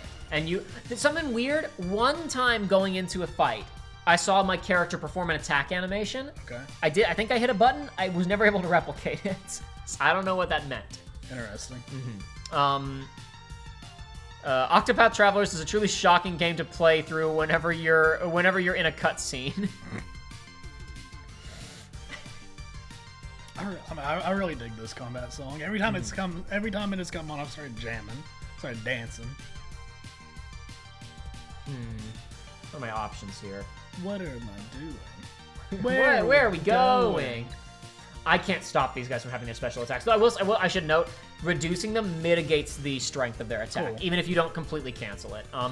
That's something I freaking need to get around to making my video about Melodies of Steel. Melodies of Steel has a somewhat similar system to this, but it's much more stress-inducing because it's not that it reduces the power of the attack. If you can complete all attack types on an enemy, it will cancel their attack. Okay. But if you don't make it, it does nothing. That sucks. No, it's good, because that game is really high impact, and it is like you will get in situations where you will, if you set yourself up right and you get lucky with enemy placement, you can complete an enemy encounter without ever allowing the enemy to have a turn. Which is really important, because healing in that game is not cheap. You can't heal between fights, and it is. I gotta talk about Melodies of Steel. That game's awesome. It's probably the most interesting turn-based combat game I've played in years. In fact, that's probably what the video is gonna be called. It's gonna have a picture of you and your face. You have to be making the Pogger's face. There's gotta be red circles everywhere. Primrose needs to sneak into a manse in her chapter 2, for instance. If only she knows and is traveling with a master thief who could help her with that. Instead, she has to pretend to be a concubine. Excellent. Well, that's more fun, though. That's more fun. That was just a little something extra I threw in for fun. Do it. Hit him with it.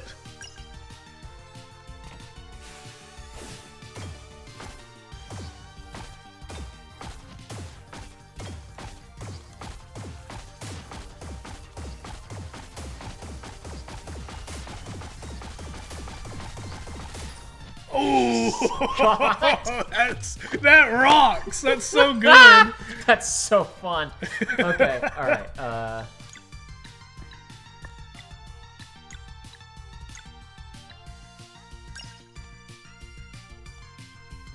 Oh crap! It didn't matter. You got it. It was not optimal, but it was. I would have hurt the other guys too, though. But it's it's problem. speed running. Yeah, sure. Okay, just to show how it works.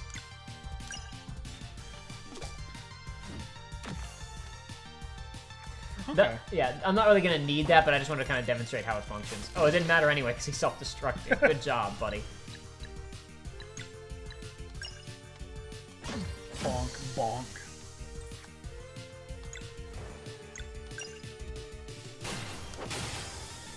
Whee!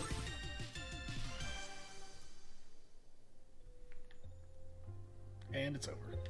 Because most of all of Primrose's chapters revolve around multiple women going, that's right, I'm a whore, even though I used to be a high society person.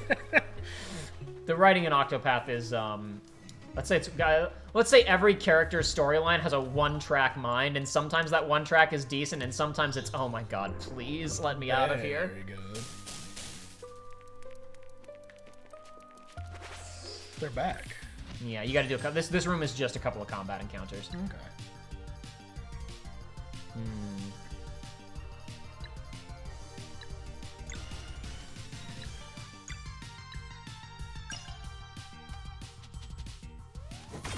Okay, I think I timed that right. But again, I can't quite tell. There's not like a really clear indication, except for on the attacks where like you literally hit twice. Right. Otherwise, it's just not very clear. I feel like that's one thing that every single game of this style could improve with, is having some way of knowing. It's like even A Thousand Year Door. It's like recently I was watching a video of somebody playing that, and I was like, oh, I didn't know you could. That was mostly like the bonus, like getting extra star power thing. But it's like, oh, I didn't know you could do that there.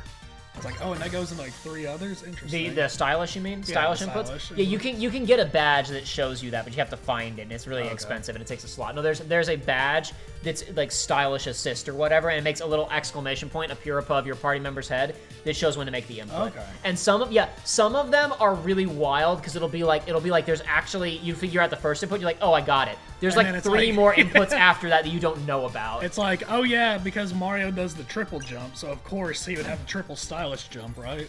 But he can Sure. also stylish mid-air of those jumps.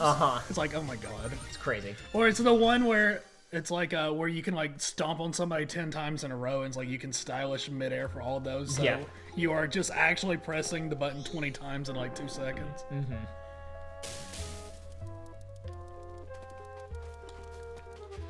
Tried to hit him, it didn't work. Maybe it's a luck thing. Maybe. I don't know. Who knows? Couldn't say. All right, Hit him with it. let's try it again. Let's go. Kill him, girls. There he is. Get him, girls.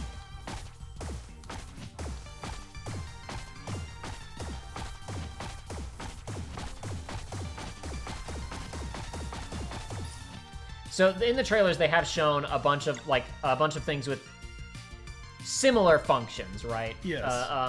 Like similar, timing input things, but it said 0 damage and I still killed him. I guess if you negate the attack, I guess his attack, if it's a suicide move, then negating the attack negates him. Interesting.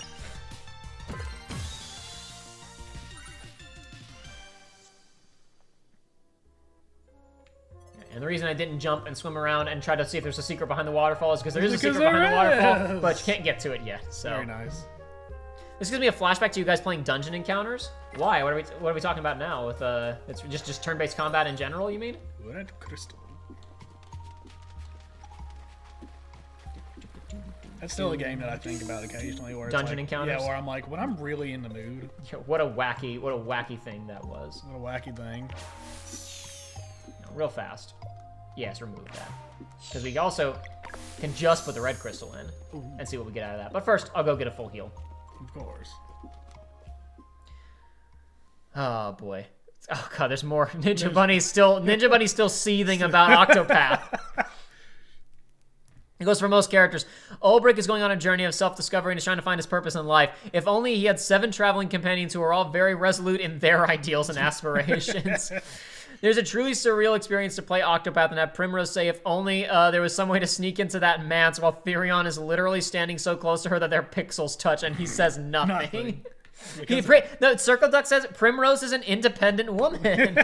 She doesn't want people to help solve her problems for her, okay? You're trying to remove her agency by making her depend on a man. This is like Fox in Fallout 3, where it's like, no, I would not steal your destiny from you.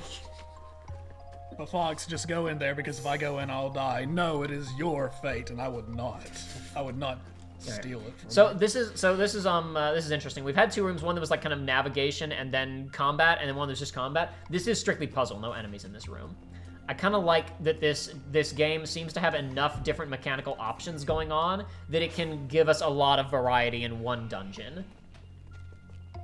This one's fairly straightforward. We have to make these gates go down at certain points so that we can push blocks through them, and we got to get 2 blocks to this location. Okay.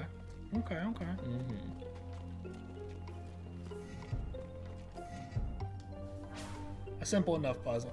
I've learned that even if puzzles are complicated, I enjoy doing them by myself. But I've gotten to the point where it's like I'm doing a puzzle. It's like if I was doing this on the live stream, I would just jump out of a window.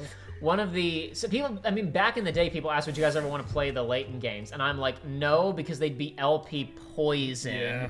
They are among my favorite games ever, but like trying to be consistently entertaining during them would be kind of a big ask, unfortunately. Hold on a second. I've screwed this up slightly. I'm trying to remember how to do this.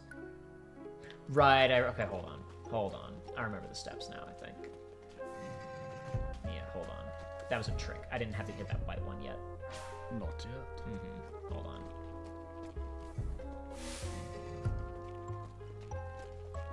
Hold on, okay, crud. Now I got a real problem. I can't get this one out of here. I guess this one does need to go on the white one. I can't get it out. I can't remove it from this room, so I guess I just have to work with what I got. Okay, hold on.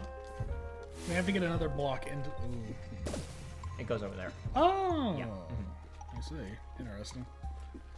And so you may have to get another block in there and then bounce it off of that one, but at the top. I guess you wouldn't have to. All right. You're the one doing the no. puzzle. I gotta get this one around and put it on the green, and then we're set. I remember the solution now.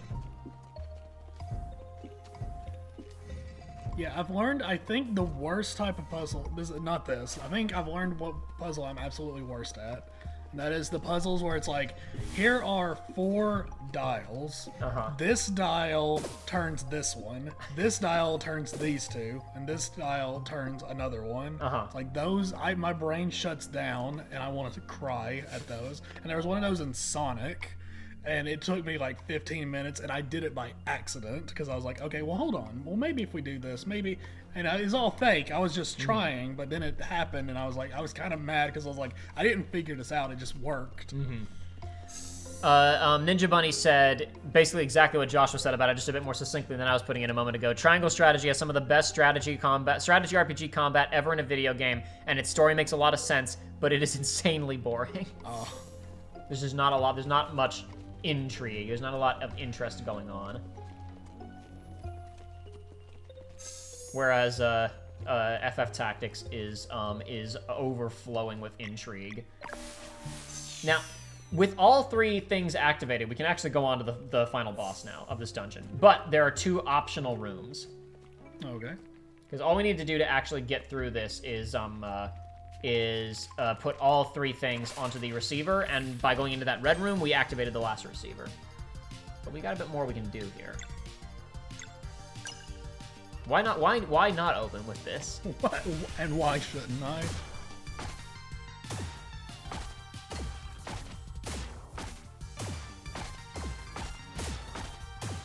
Damn it. Because of that, because you could screw it up. Because you could screw it up. The positioning was weird on that one. Alright, let's see here. Wizkrube? I'm just trying to read some of these names. Arcane Sentry makes sense. Hold A for power. Oh.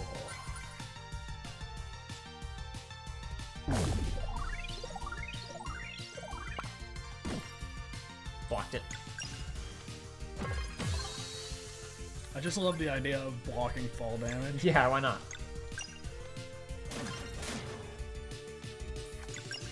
But no, I do think there's just enough going on here. So like I said, some of the timing stuff is a little bit frustrating that there's not a super clear indication, but there's enough going on mechanically, and it's like I really hate when these things just turn into annoying resource management grinds, and like I don't want to use any of my good stuff, but rebuilding MP every time you hit something is phenomenal in the game, and just actively saying, yeah, use your abilities constantly is great.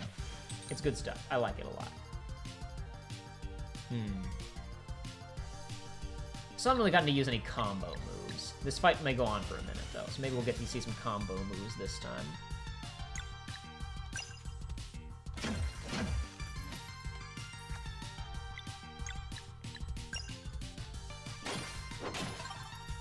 Alright, negated that guy's attack at least.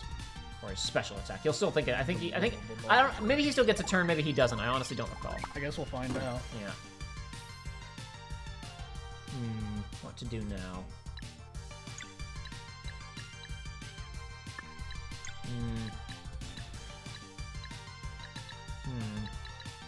He's only got one. I guess only got 1 HP, so I guess that is just down to break. You gotta break his. You gotta break his attack, or he has to self-destruct. Yeah.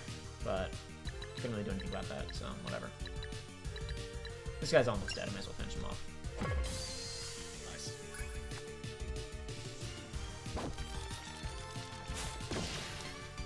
I mean, you still blocked it. Yeah, and big damage. It's Yeah, still exactly. huge damage. That's what I'm saying. Is that these our characters are pretty squishy, actually.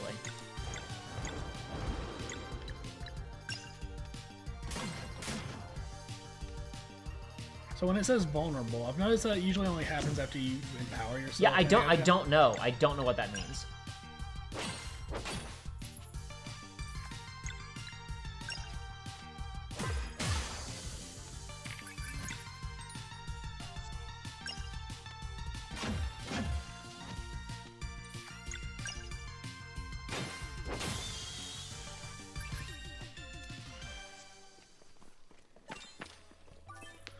Circle Deck says, to be honest, I'm the kind of person that will like a game even if the story's just okay, as long as the characters are intriguing and I want to spend time with them. Yeah, no, that's a real that is a real thing for a lot of games. Yeah, honestly, where it's like, because we were talking about 15 earlier, and it's like 15 has so many problems, but at the end of the day, the characters are just so nice to be around. Misinput. Everyone in this server's overreacting.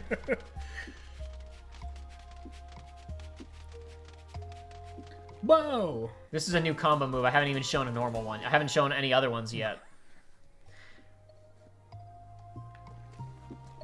The freaking, yeah, the characters in Triangle Strategy seemed aggressively boring to me. Well, from the sound of it, a lot of that's also because they're just not allowed to interact with each other. So no, that's Octopath Traveler. Sorry, in Triangle Strategy, they have no excuse. Ah, excellent.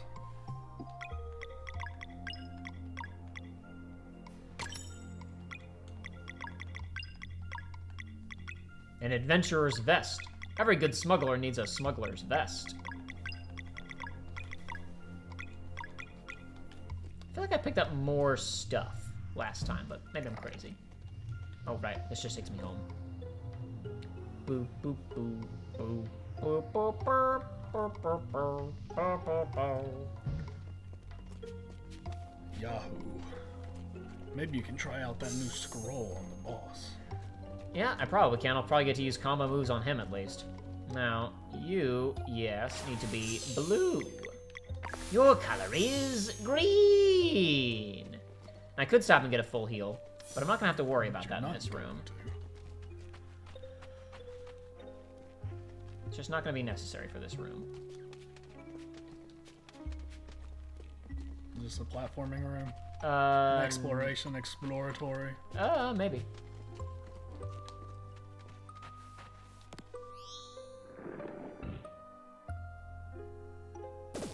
Wow. Wow. So what I was saying a minute ago is like I like that this game seems to have enough mechanically going on that a dungeon can have variety like it's had with like exploration stuff with block pushing puzzles that are breezy because you move them very fast, so you don't feel like you're wasting a lot of time. Yeah. But it's using all of its mechanics to its fullest. Hey, right in here in the well. I lost my watch in the lake and a fish swallowed it. Yo! Would you mind catching it for me? It ought to be glowing. And the sign appears. Fishing basics. Let's go. Just in case you still have been ignoring this mechanic, like a fool would do. Oh, there it is. Oh, he swam away. In fact, you know what? Hold on. You gotta scout the arena first. There's no wheat to collect on the far end here like This there is was in the other one. such a pretty watering hole. For a room that you don't man. need, for a room that you could miss if you don't stop and mess around with your with the different crystals.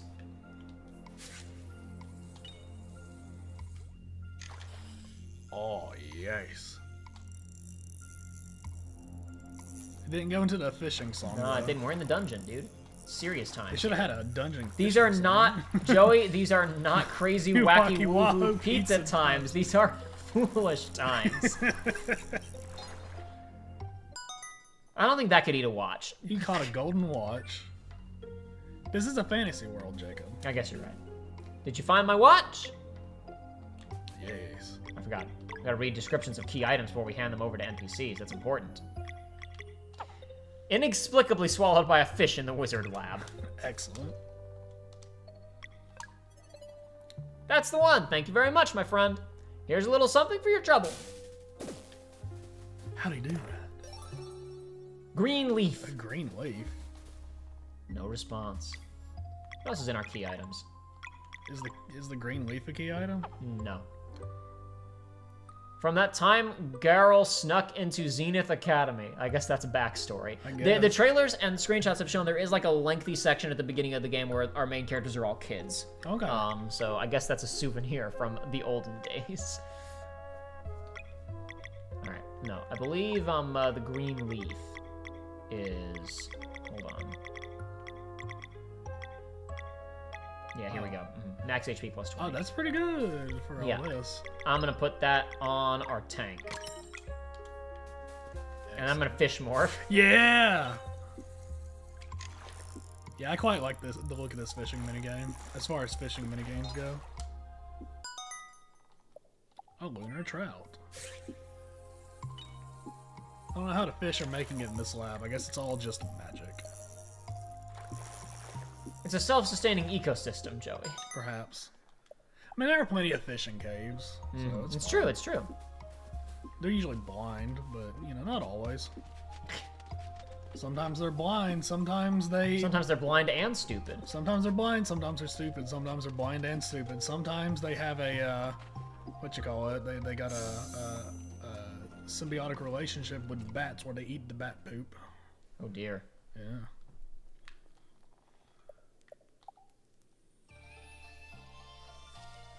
So it doesn't cost anything to actually just rest at the campfire. No, right? just takes a second because it's got to load in them all around the campfire and then load Yep, back and then out. you can just cook food and bring it with you. Yep. For healing. It's nice. I like that. And I think Simple, very good. I think I'm pretty much full on how much food. Yeah, I got 9 out of 10 food items I can carry anyway, and I'm not going to need all of them for this fight, so it's fine.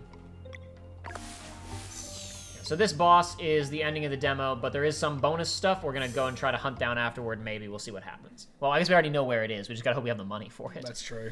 You got stuff to sell, if nothing else. And if you don't, we can go fishing for Woo! selling material. Yeah, Yippee! baby! That's what I'm talking about! Anybody there? Hello? This looks like the ending of not Undertale. The ending of Earthbound. It's like the ending of Vampire Survivors. Oh boy. Found something. Ah, wizard robe. Wizrobe, as they say. Nier's fishing minigame is truly from the mind of a madman. It's barely a mini game, but I did do it. There's a trophy associated with it. I think it's like catching 25 different fish, and that's actually a nightmare. It's so hard to do that. Oh, and I'm thinking of Nier Automata. Nier Original is from the mind of a madman.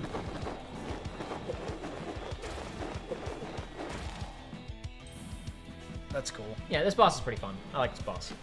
I had a good time with it at least.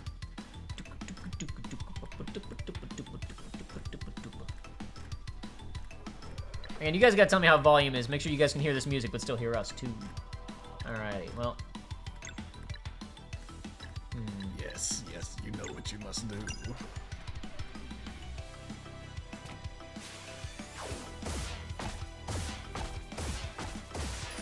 Damn it, I messed it up instantly. Oh, A waste, a waste.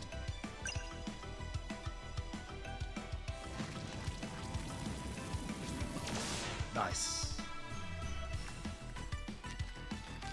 Too soon, too soon. He baited me.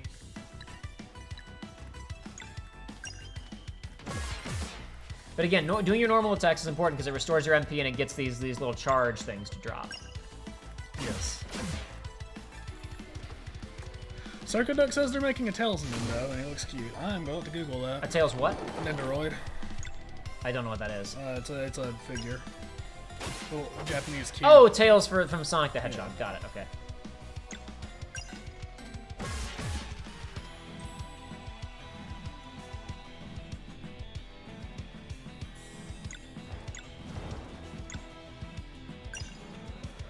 I'm not seeing anything about it, so maybe this just dropped. That one, if you can actually block it, it completely negates the attack. Really? Yeah, for whatever. But it comes in twice. I always miss the second one. We've actually got enough meter for combo move. Combo. Let's see if I can actually land the QTE on this one. Okay, I got it. That time good. Better.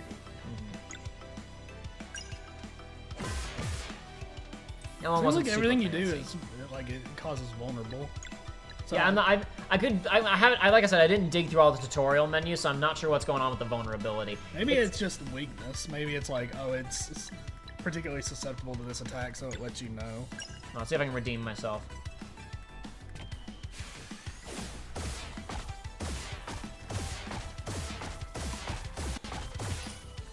Well, whatever. It's still good, but It did less damage than a normal attack, so I shouldn't have wasted it anyway. it's fancy.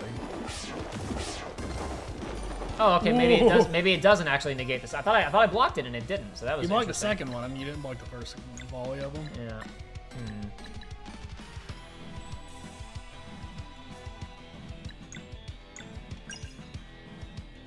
So this doesn't actually use an item, it's just his MP. It's a small snack. It's a small snack. Okay, he's got stuff now. He's got stuff now. Well, you're gonna have to hope Dude Bro wakes up. Yeah, since he's the only one who can do slashing. But I can at least get rid of both of his moon things here with one attack if I don't screw this up immediately.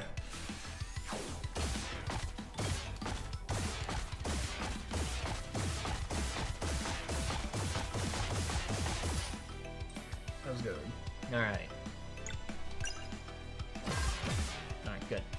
Now, okay, there we go. See, yeah, I don't know if that's just demo or if that's just the way that the game works.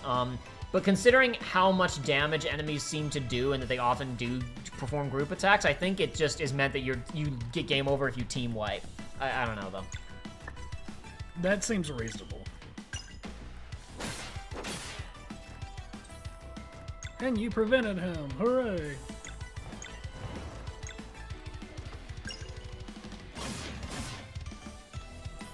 Yeah, because sometimes it says resist and then sometimes it says vulnerable. It almost seems it's more like whether or not the attack is charged up. I really don't know for sure.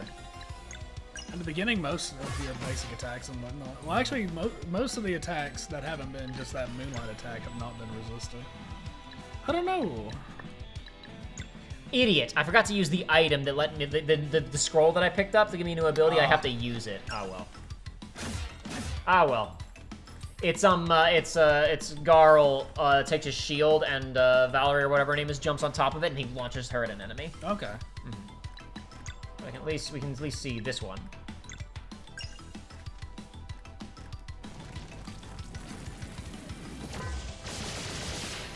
That's cool. Yeah, not super useful against a single target boss, but I certainly thought that I blocked that. Still did 37 damage. Oh, well. You blocked the once again, the animation shows that you blocked the second one, not the first one. So, if anything, you probably prevented fatal damage. Excellent.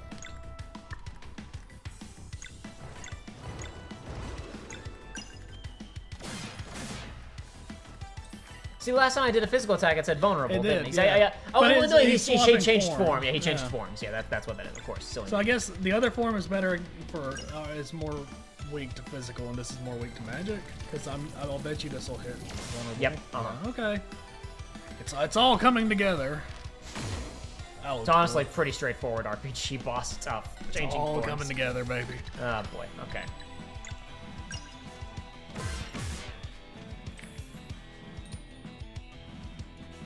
Not so bad. Oh boy. Oh Well, no, it's that only is one so turn. bad. Yeah. If I had a combo move, I could prevent that, but I do not have a combo. I cannot do combo. What a shame. Well, I can reduce the impact at least. That's true. Reduce how much damage it does.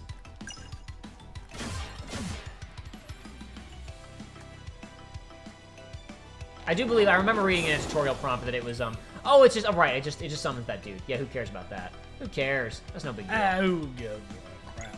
Exactly. He's just gonna die anyway, one way or another. Precisely. So what's the point? What am I scared of? All right, hold on a second here. This song rocks. I love it. So I need more MP back. I could use an item to restore my MP, but why would I do that when I could also do 8 damage?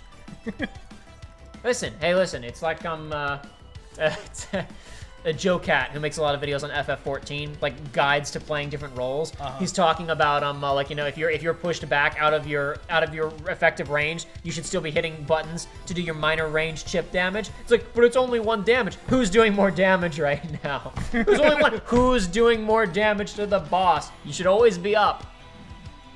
Your uptime is always. All right. Here we go.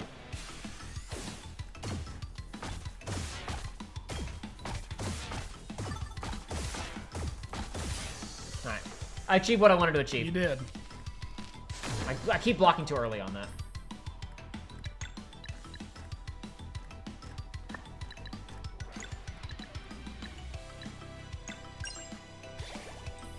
Ooh, very good. That's a baseball. Oh, that's a baseball. Red Dragon.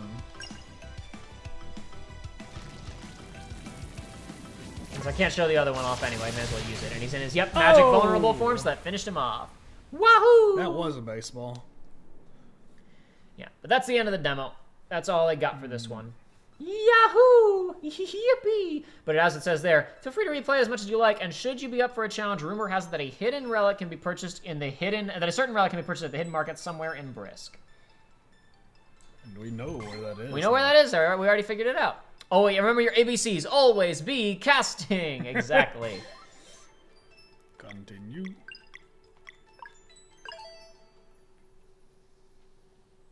Does the game have hot villains?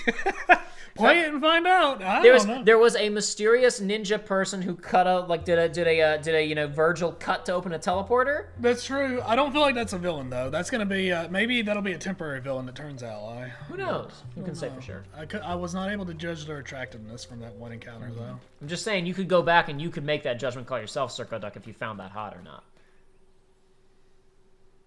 There's no telling. No telling. Listen, there's no accounting for taste. This is a JRPG with beautiful sprite work. I'm going to guess that there will be at least one hot villain. There usually is.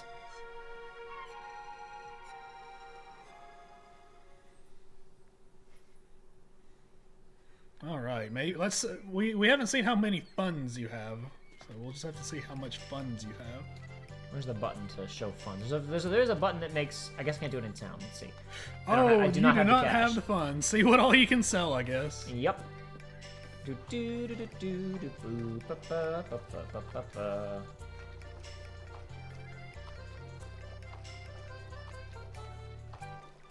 Maybe it's discounted now. Nope. No. Ooh, okay. You don't need that. Well, man, I might not even save this file, so I technically don't need anything. You're right. Oh, this is not loading well.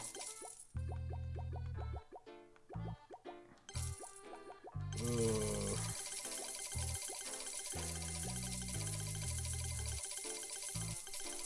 Oh, actually. Oh, you know you will. You're going to. What was it, 340? It's 350. Let's see what it even is. Is the Artful Gambit. No, I just want to read that again, because it's at enemy HP, and we can see that. Like, when we hover over them, it just doesn't show weaknesses. So, anyway, for the daring only. Well, what does it do? Is it equipable? Key item? No. I use this.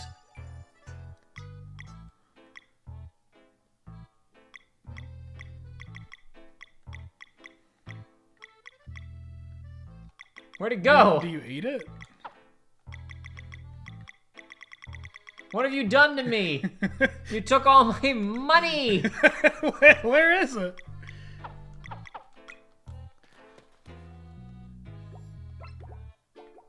Owned one. Artful Gambit. Yeah, I mean... Relics. What is relics? Here we go.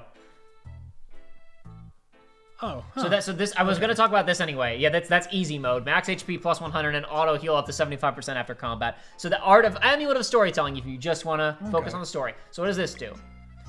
Minus 95% HP. Enemies are invincible while casting. Timed blocks reduce damage to 1. Timed hit bonus damage times 2. So that's Danger Mario build. Okay. That's a Danger Mario build. All right. I didn't know if this would I thought maybe I could put it in a door and get a secret boss or something, so that's fine. But that's for that's your Danger Mario build if you're playing the demo and you want to push yourself with the combat some more. We don't need to do that right now. Man, next time I play 1000-Year Door or anything, I'm gonna actually try out like the proper Danger Mario running and whatnot, because I've seen some very funny things with that. There was one fella I watched on YouTube. I forgot what his name was. I think it was like Stride or something. But he modded original Paper Mario to not be able to level up. He was able to beat the whole game at level 1 just through strategery. Strategery. The duel earlier reminded me of a time we were captured by a band of thieves. Started rough talking the guard till he lost his temper and started shaking him up. That all you got, pal, he said. A guard got mad and shook him so hard he ripped his shirt off. That got us out of that situation, all right. Are you winning, pal? All right, that was pretty funny, actually. That's good. All right.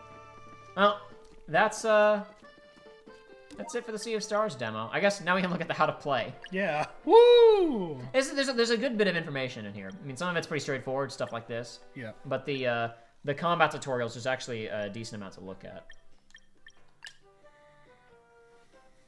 It's turn-based. Yeah. No time bars. Pressing A at the right time to increase damage, healing, or score additional hits. So you can do it with healing. I don't know what the timing is, though. Okay. I don't know what the timing is, though. Timing your hits is not mandatory, but just think of it as a bonus to shoot for. Except for when it absolutely is mandatory to stop a boss from using a major attack, but whatever. Mitigated by pressing at the right time. Not mandatory. Bonus to shoot for. Effects can be enhanced. Can be enhanced with timed hits. As timed hits. That's not quite right. You mean with. Man, these Frenchies don't know how to speak English good. That's what I've been saying for years. That's what I've been saying for years. I've been saying it for years, boy. Not hesitate to use special skills even when you're not fighting a boss. After attacking with full MP bar is a waste of regeneration. Very nice. Items carry a limit of 10 are snacks that can be cooked while camping or bought at shops. Straightforward. Regular attacks. I like the limited amount of item space because it actually encourages you to use the stuff. Yeah. Regular attacks generate live mana charges. Hold down ZR and press A to absorb live mana and boost your attack. Next action with a portion of your magic attack. Okay, it's modifying whatever your physical attack is with your magic stat. Okay, cool. I guess, and I guess it's just boosting standard magic attacks. It's still not super clear on what it's doing, but I mean, one or the other, it's making your ability stronger. Clearly. It's just probably if you have a higher magic attack, it scales higher. Enemies mounting special attacks will display a bar with locks, deal damage to the relevant types, and break these and weaken the enemy's action or cancel it altogether by breaking the locks. So it does weaken it. Mm-hmm. Combos are powerful dual attacks and will be executed by spending combo points. While most battle actions build combo points, breaking locks is by far the most efficient. Okay. Some enemies are vulnerable to certain types of damage, others have resistance to others. There are 4 types of damage in the demo: Blunt, Sword, Moon, and Sun. In the demo. In the demo. Okay. After taking action, your character will be on cooldown, so your party is acted. While available, they can act in any order you choose. Select them, obviously. Oh, wrong button. Save points, pretty straightforward. Merchants will sell equipment, cooking ingredients and snacks. Can also buy valuables. Camping is a free action that lets you cook items for later. Rest, fuel your party to full.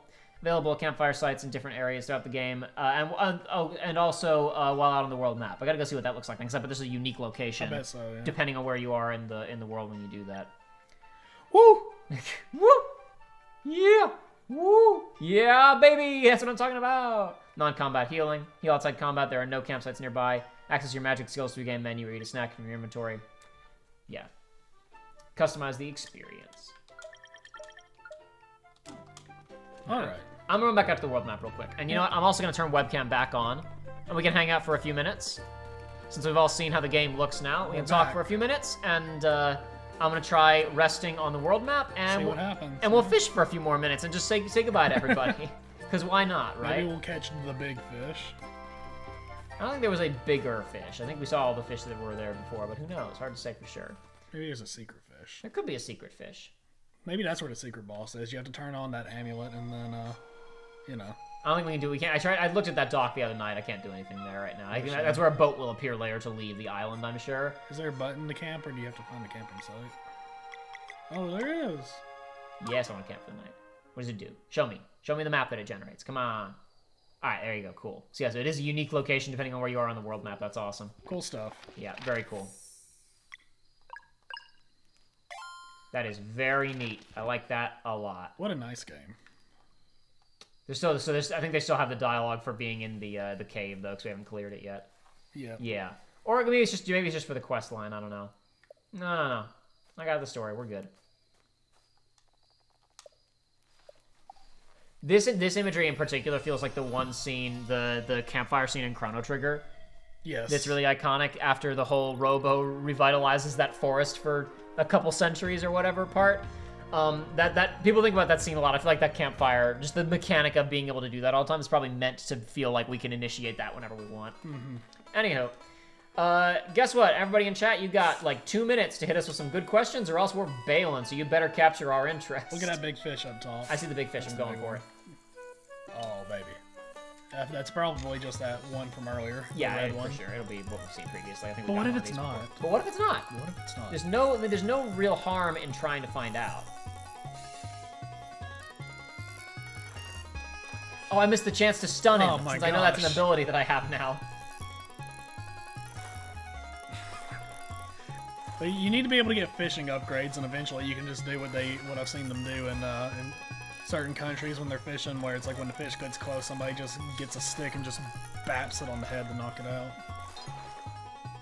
In certain countries, that would never happen here. You're right.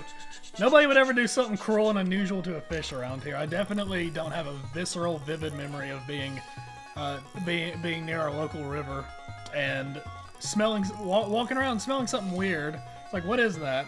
And finding a tree that has a block of wood with a fish nailed to the block of wood to the tree. And I was like, why? Why did that happen? Why would someone do that? Why would somebody be so cruel? I was like 7 years old. You caught a crimson bass. Jacob, now the main attraction is over. What are your thoughts on Aria of Sorrow so far? I didn't get to ask you during the actual Aria stream, and I'm very curious. It was definitely, I liked the, I kind of missed the dashing from from Harmony of Dissonance, but overall, I felt like it was, how to put this? I guess I haven't played enough of it to really have a very full vibe for it yet compared to the others, but I liked the pace of it. It was moving along fairly quickly, but I mean, I haven't gotten far enough to truly get stuck yet like you do in a Metroidvania. Yes. And I like that there's a few more options with the combat in terms of weapons you can equip. It just instantaneously lent it more variety, even finding a handful of random items. And I also liked that that really early on you have a lot of aesthetic variety. Like I talked about in both the video that I did a while ago talking about those Castlevania games, and in that stream I talked about how like Circle of the Moon opts for a very like standard appearance of Dracula's castle, and not in a bad way, just like, oh yeah, this is exactly what I would imagine Dracula's castle to look like. And then Harmony of Dissonance goes really wacky and surrealistic. I felt that this game is like a good, yes, this is Dracula's castle, but without being too generic. Like, it feels like Dracula's castle, but it's a little bit zanier than Circle of the Moon was. So far, I've definitely been enjoying it, but I guess I wouldn't say, like, I might... I don't know. It's maybe a little bit more enjoyable on a moment-to-moment level with the combat than the other two, but I'm a little bit missing the insane dash from Harmony of Dissonance. Once you get used to good movement, it's hard to go back. Have you guys seen or heard of Lies of P? Opinions? I mean, I've seen it. I don't have much to say about it.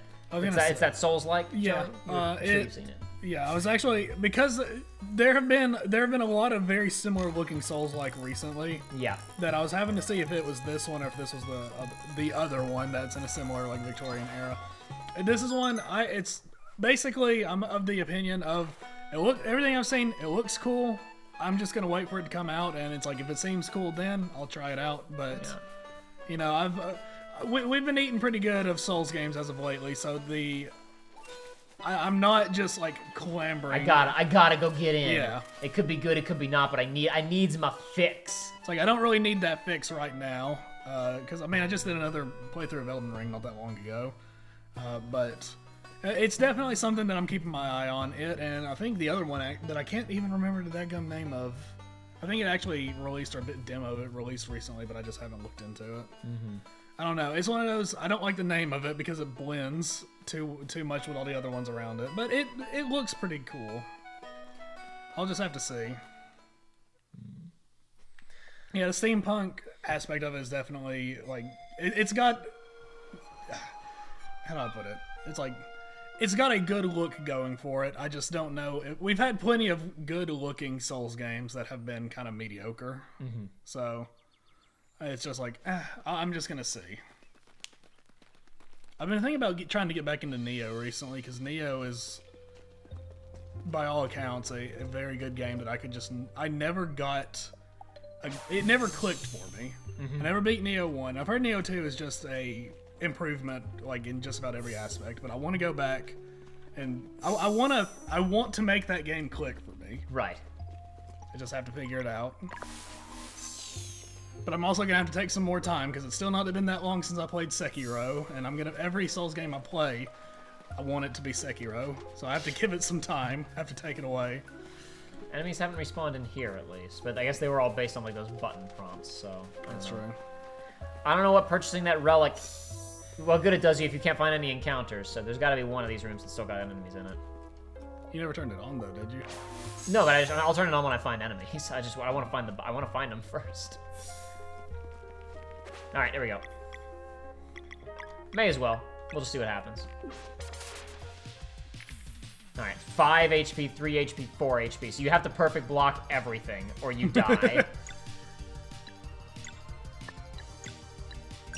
Maybe we'll get to see a game over.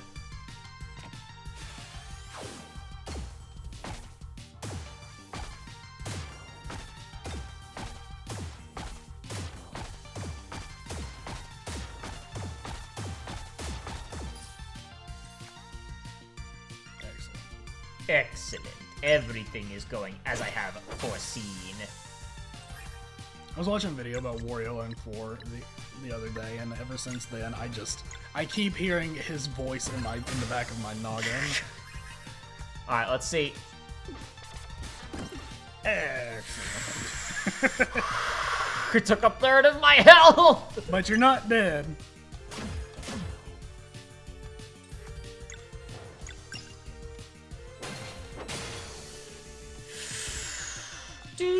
Do.